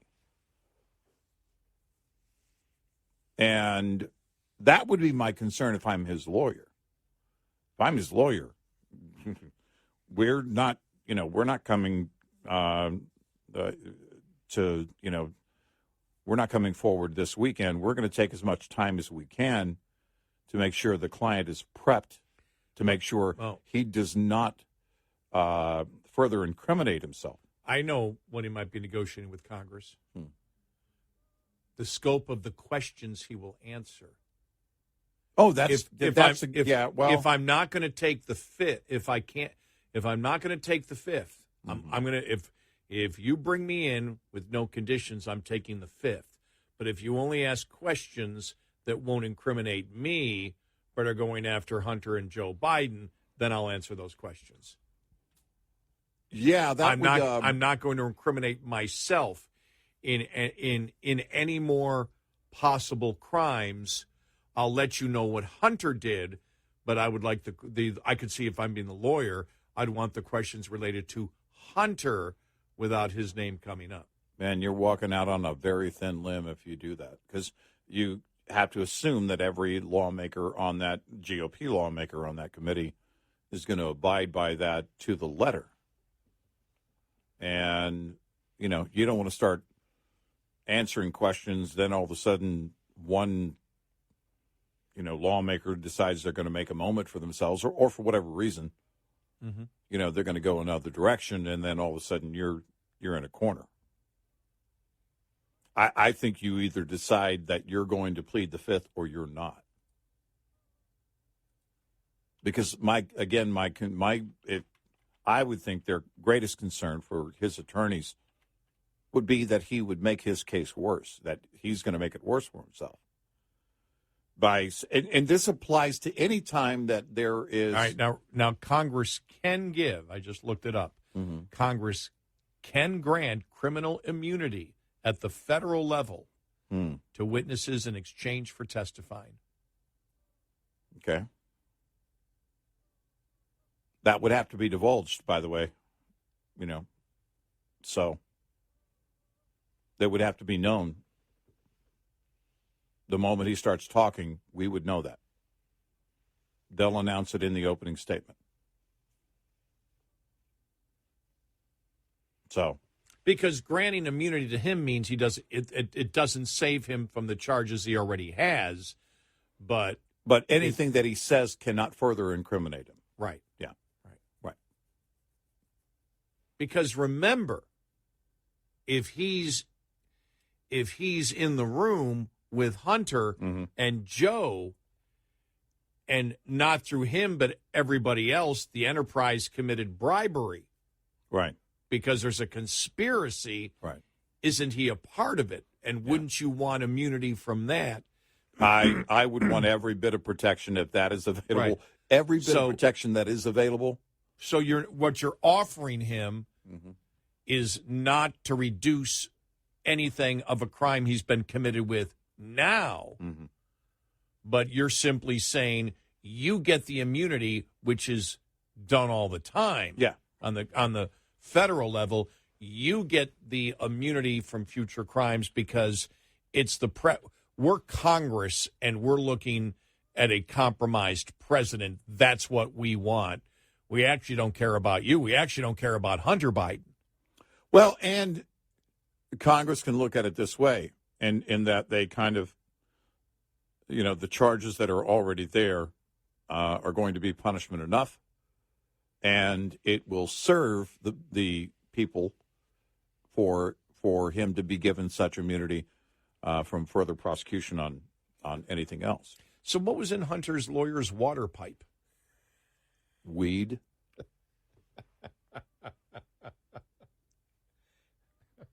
Weed.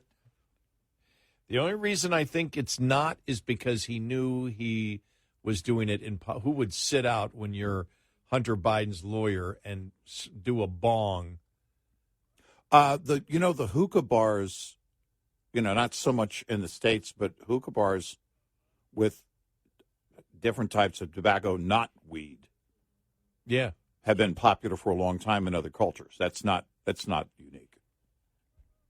And they're typically outdoors. It's like an outdoor cafe kind of thing.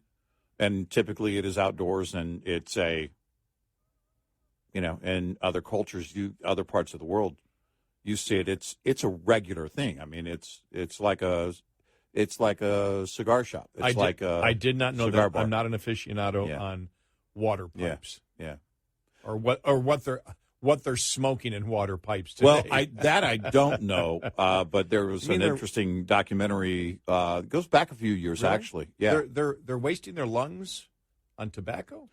I don't know what if it's the same type of tobacco or if it's something else. It's not weed. It's not a drug, because the countries that where this is popular do not tolerate legal drug use. It does seem a waste of good lung space if you're going to damage your lungs. Yeah, why not, right? I mean, if you're going to really damage your lungs, don't you want to buzz?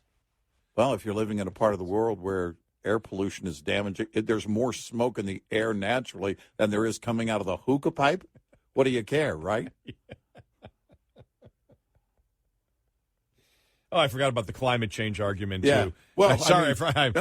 Just the particulate matter. You see the smog and air pollution in India and China and other parts of the world. It's like you might be cleaning your lungs if you smoke something else. Hey, 866-90 Red Eye. Hi, I'm Jen Loomis, a transport safety expert at J.J. Keller, and I'm here to share a tip on compliance, safety, accountability.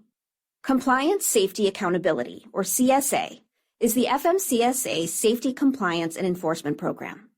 Its goal is to hold motor carriers and drivers accountable for highway safety and to reduce crashes, injuries, and fatalities on our roads. CSA does this by assessing the safety performance of motor carriers and drivers based on data collected during roadside inspections, crash reports, and FMCSA investigations. Based on the data that is compiled, motor carriers are assigned a score. The carrier is then grouped with other carriers who have had a similar number of safety events. Carrier scores within the group are then ranked to determine intervention priority. Low scores are better, so carriers with the highest scores are those that are most likely to be targeted for intervention by the FMCSA. Interventions range in severity and may include warning letters, roadside, off-site, or on-site inspections, civil penalties, or operation out-of-service orders. This tip was brought to you by J.J. Keller & Associates. Visit us at jjkeller.com. Coming up, more with Gary McNamara and Eric Harley. It's Red Eye Radio.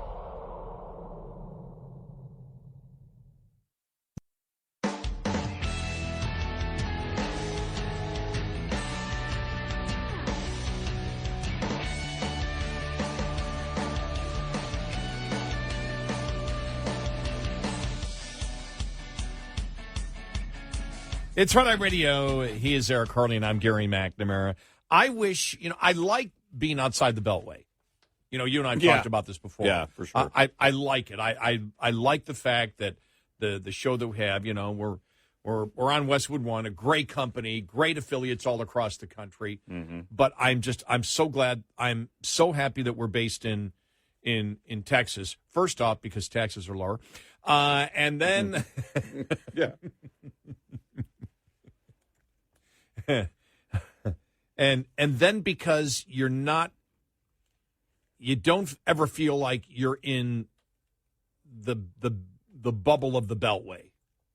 But I Right. miss it Yeah. right now because Yeah. I would love to know if you work in the media there, even if you're a conservative talk show host. Mm-hmm. Probably our great friends at WMAL would be able to tell us. Oh, yeah. I mean, is there like can you feel have things changed over the last couple of weeks? I'd love to ask Larry O'Connor that. Yeah, Has there been a shift in the sentiment? Does it seem inside the Beltway there's been a shift in the sentiment about this whole thing with Hunter and Joe Biden? Because it feels like there has been from outside the Beltway. Yeah, but again, it's more the audio that we see and the reaction. But I just wonder if you're in there and even if you don't associate with everybody, you sort of have the feel and the different people, right? And you just you have the feel. You may see the blogs, you may be Facebook friends, right. social media friends with them, and so you sense it. But I wonder if.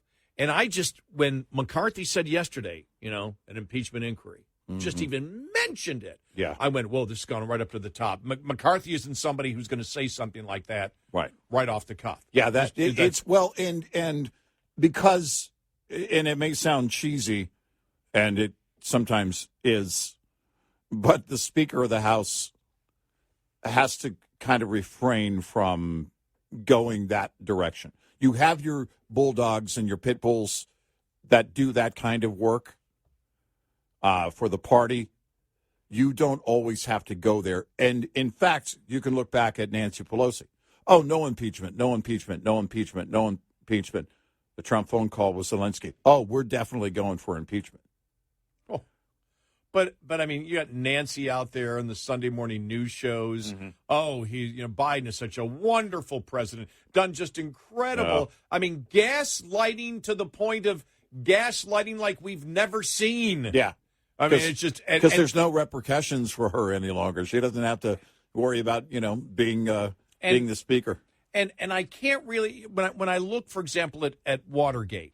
Now let's look at this. Remember when Trump. You would think, based on the media, the mainstream media coverage of it, that every week in the first 3 years they had Trump. No, it was one thing after the other. Right, but you could feel it. Yeah. There was like a pressure, and many Republicans are going, "Oh, do they have him? Do they have him? Yeah. Do they have him? Do they?" Because they didn't know what because the Democrats, you had Adam Schiff out there saying, "We got him. We've got the evidence. It's there." Right. Republicans, oh my God, if the evidence there, he's screwed, which would be the normal kind of conversation and back and forth that you would see. And so, you've got Fox covering it, but when you've got so much of the media really not covering it, and if they are covering it, saying, well, this is more of a Hunter Biden thing, and the president's saying that this is unfounded or whatever. Mm-hmm. And so you look at that is probably a closer example of how the media reacts when, they didn't have anything, but they want to promote as if they have something. Watergate, for example, became big and was huge, but it wasn't for a long, long time because it was only the Washington Post covering it. Right. But now, over the last couple of weeks with everything, in my mind, it's like they've got to be panicking like crazy, but I don't have that feel because I'm not there. Right.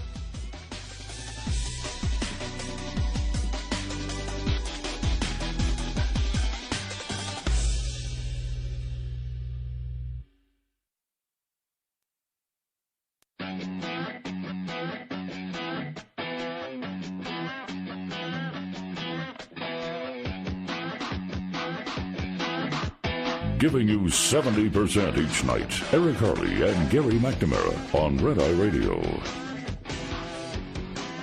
It's Red Eye Radio. He's Eric Harley, and I'm Gary McNamara. We had mentioned Kevin McCarthy talking about an impeachment inquiry, and that's one of the reasons is, and I want to play this audio cut here from, this is America Reports, and you had Jonathan Turley on there, Fox News contributor and George Washington University law professor, talk about, we mentioned McCarthy, mentioned impeachment. Well, as Turley says here, bribery is actually listed. That's why you impeach. Yeah. Bribery is in there. Yeah. Here we go. So, Professor, if Devin Archer does give a deposition to the House Oversight Committee, as James Comer believes he will, perhaps this week, President Biden may have some splaining to do. Well, this could not be more serious, John, because you also have a respected source of the FBI saying that there was evidence, at least from a person in Ukraine, suggesting that there were bribes given indirectly to the president through his family members. Now, we still have to establish the validity of these claims, but bribery is the second crime mentioned in the impeachment clause. I mean, whenever you see that word, it raises very serious implications for a sitting president. And what's really troubling, John, is that these denials by the president were not only made when he was running for the presidency, but have continued during the presidency, including being repeated by White House staff. That makes this a problem of his presidency. So we're getting into an area now that really could not be more serious. You know, Karine Jean-Pierre, we mentioned earlier, and I believe we played the audio cut. In fact, I have it here again to play, was asked this specific question. Here we go. Chairman James Comer today says that the Oversight Committee, has evidence that the president in the past communicated directly with foreign business associates of his son Hunter Biden many times. Curious if the White House and the president still stand behind his comment that he's never been involved and has never even spoken to his son about his business. So I've been asked this question a million times. The answer is not going to change. The answer remains the same. The president was never in business with his son. I just don't have anything else to add. You notice how she didn't answer the entire question. She said the president was never in business with her son. That's not what she has said consistently since she's been on that podium and asked that question. She has said that the president never spoke to his son about his business. You know, we've said that she has looked lately, at times, she's looked very tired. And she probably is, because she's moving a massive goalpost, it seems, at least once a week. And this is, again, one of those moves. They're acting like they never said anything different, right, than what they're saying today. And that's what I've answered the question a million times. No, you haven't. No, you haven't. No. Nope. No. Because that was a two-pronged question. She's never been asked that two-pronged question. Yeah, you haven't answered this question many times, right? And what you have said in the past is. And who's the guy that always goes back and forth with Kirby? And then he will stop him and just engage and go, no. What you said was, and this is what you're saying now. That's not at the normal press conference. No. That's at the State Department. Yep. The guy from Associated Press. Yeah, and he's so good at that, and that's what I would do there at the White House. Yeah. No. That's not what you said. What you said was, and I'd bring the quotes, stop playing around. Stop playing around. Well, that's where I'm going to let's play more of this interview with Turley here, because Turley talks about the fact that, he believes the media is panicking, because we were asking that question. We're not in the Beltway, so we don't have that same feel if they're panicking. I sense they have to be, based on the fact that they've been in collusion with this White House, not to report the truth, to cover up the truth, to censor. They're part of the problem. If the president goes down on this, there's going to be Republicans. You're going to be pounding on the media. You covered for this president. If it goes this way, you covered for a president taking bribes. And I have a feeling that you'll have a lot of the conservative media point specifically to certain mainstream media and pound on it over and over and over again. And so will Republicans. Yeah. I can see, always remember, whatever this media outlet lied to you, tried to hide from you that the president took bribes, and they were okay with it. It's an opportunity, political opportunity, for the Republicans and the conservative media to pound and really attempt to discredit even more. It might be hard to do, but even discredit more the mainstream media because this was hiding bribes. We'll see if that happens. But Jonathan Turley talked more about that when he was on and answering questions on Fox News Channel's America's Report. Here we go. Here's more. You know, Jonathan, when you take a look at how the media at large is treating this and Democrats, it would seem a lot of people are really kind of bending over backwards here to discredit this whole investigation. Listen to this little montage. This is the reality of the Republican investigation into the so-called Biden crime family. It's seemingly riddled with stunts and conspiracies. To reference the hearing. What a ridiculous clown show. I wonder, after this plea happens, if you would advise your party to move on. No, I wouldn't, Margaret. This is not just any person. This is the son of the President of the United States. You know, the hotter this thing gets, it seems the more shrill Democrats are becoming in trying to make the whole thing go away. Well, I think that's true, John. I think that there is almost a panic setting in with the media. They all want to move on because the alternative is to recognize one of the most significant corruption scandals in modern history. But it's something that the media played a role in suppressing. So they want everyone to move on, but that's just not going to happen. The evidence is mounting. And you had these two whistleblowers testify in Congress, and you'll notice the Democratic members asked very little about their specific allegations. And it's because they have been reduced in the amount of maneuvering room by this evidence. They didn't want to trip any wires. When one of them, Representative Dan Goldman from New York, tried, he ended up demolishing the Biden defense in less than 5 minutes. He got the witness to confirm that Joe Biden did, in fact, speak to his son about business dealings. So they're all in a position that they're hoping this will move on. But the public, and more importantly, these committees, are just not moving on.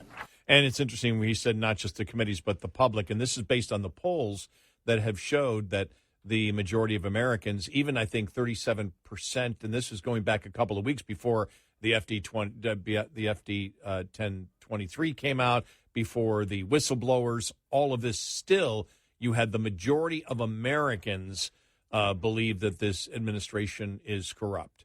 Yeah, and I think it was it 37% of Democrats at that point. So there's a huge problem here, and it's almost. You know, isn't it the same thing here as it is the economy? The Democrats talking about the economy and how incredibly wonderful it is. Yeah. Like, stop gaslighting, stop gaslighting, stop it, stop it, stop it. And the same thing here. But the public isn't buying it, so it's not going away. And for McCarthy, Kevin McCarthy, the Speaker of the House, to talk about an impeachment inquiry, which I really wondered whether they would bring that up or whether they would just lay out all the evidence first.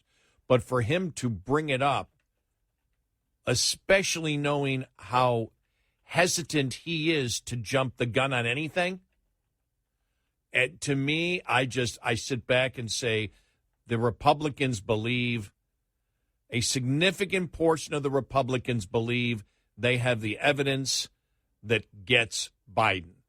I'm almost, after McCarthy said that the other day, and I don't know whether they do. What I'm saying is I believe they do. Right.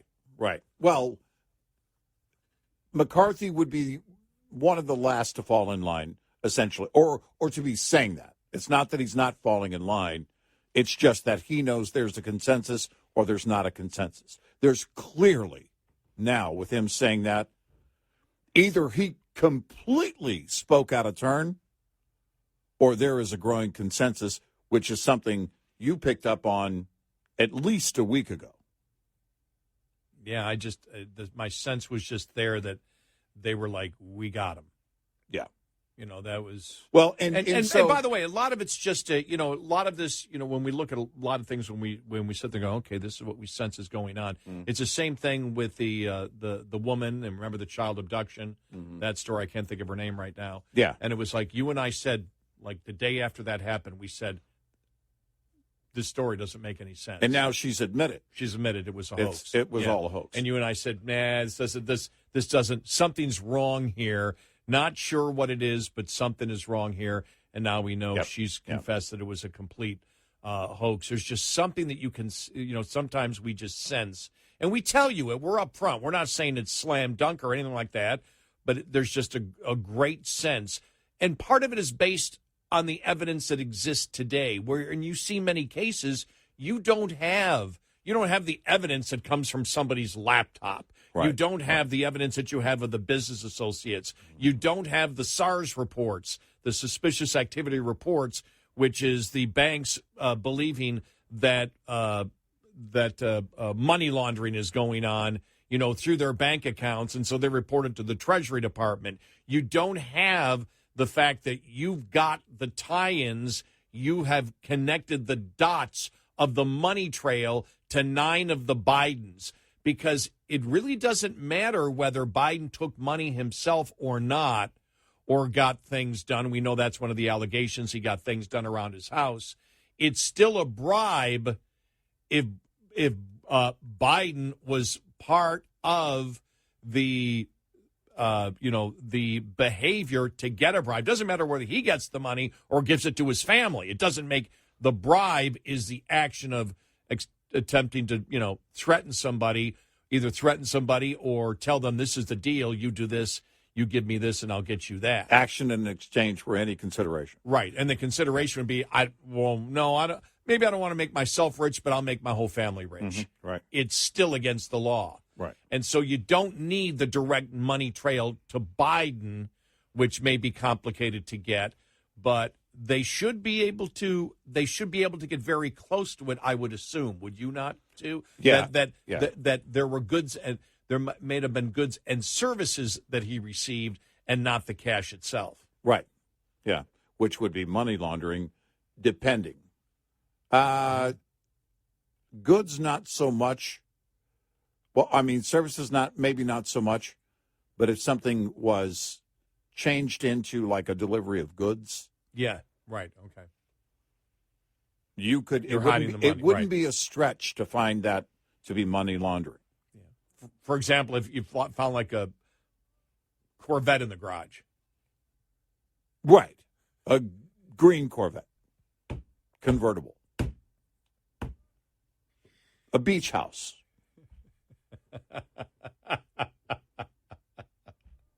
A hookah pipe.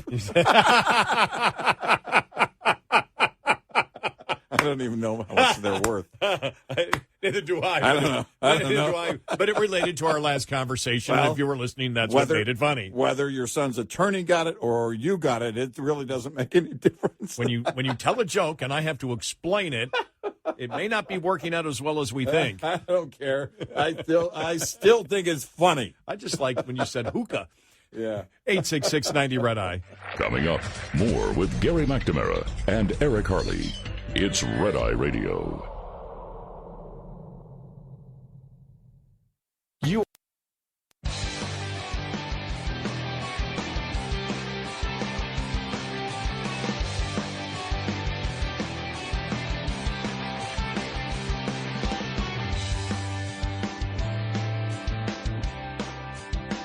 It's Red Eye Radio. He's Eric Harley, and I'm Gary McNamara. One funny headline. At least it was funny to me when I read it, and it was in Breitbart, and it said it was about Peter Schweitzer being on Fox News the other day, and the headline is on Breitbart, Dems won't be able to deny Joe Biden's role in Hunter's deals after Archer testifies, and you and I had the same response. Yes, they will. Yeah, they will. Have you been paying attention? They deny everything. They've been denying reality for a long time. A long, long time. Come on, Peter. You can do better than that. What you mean is anyone with any ounce of reason yes. won't be able to deny it. You can't include the Democrats. Right now you can't, No. Oh, they won't be able to deny it. Watch them.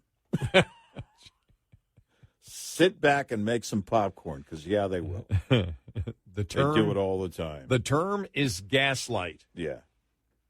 Yeah, they do it all the time. When they know they're lying, they know that you know they're lying. Mm-hmm. You know that they know that you know that they're lying, and they still lie.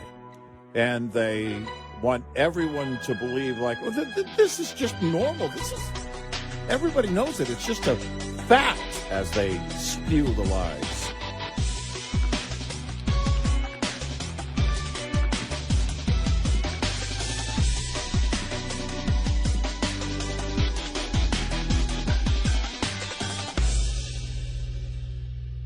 This is Red Eye Radio on Westwood One.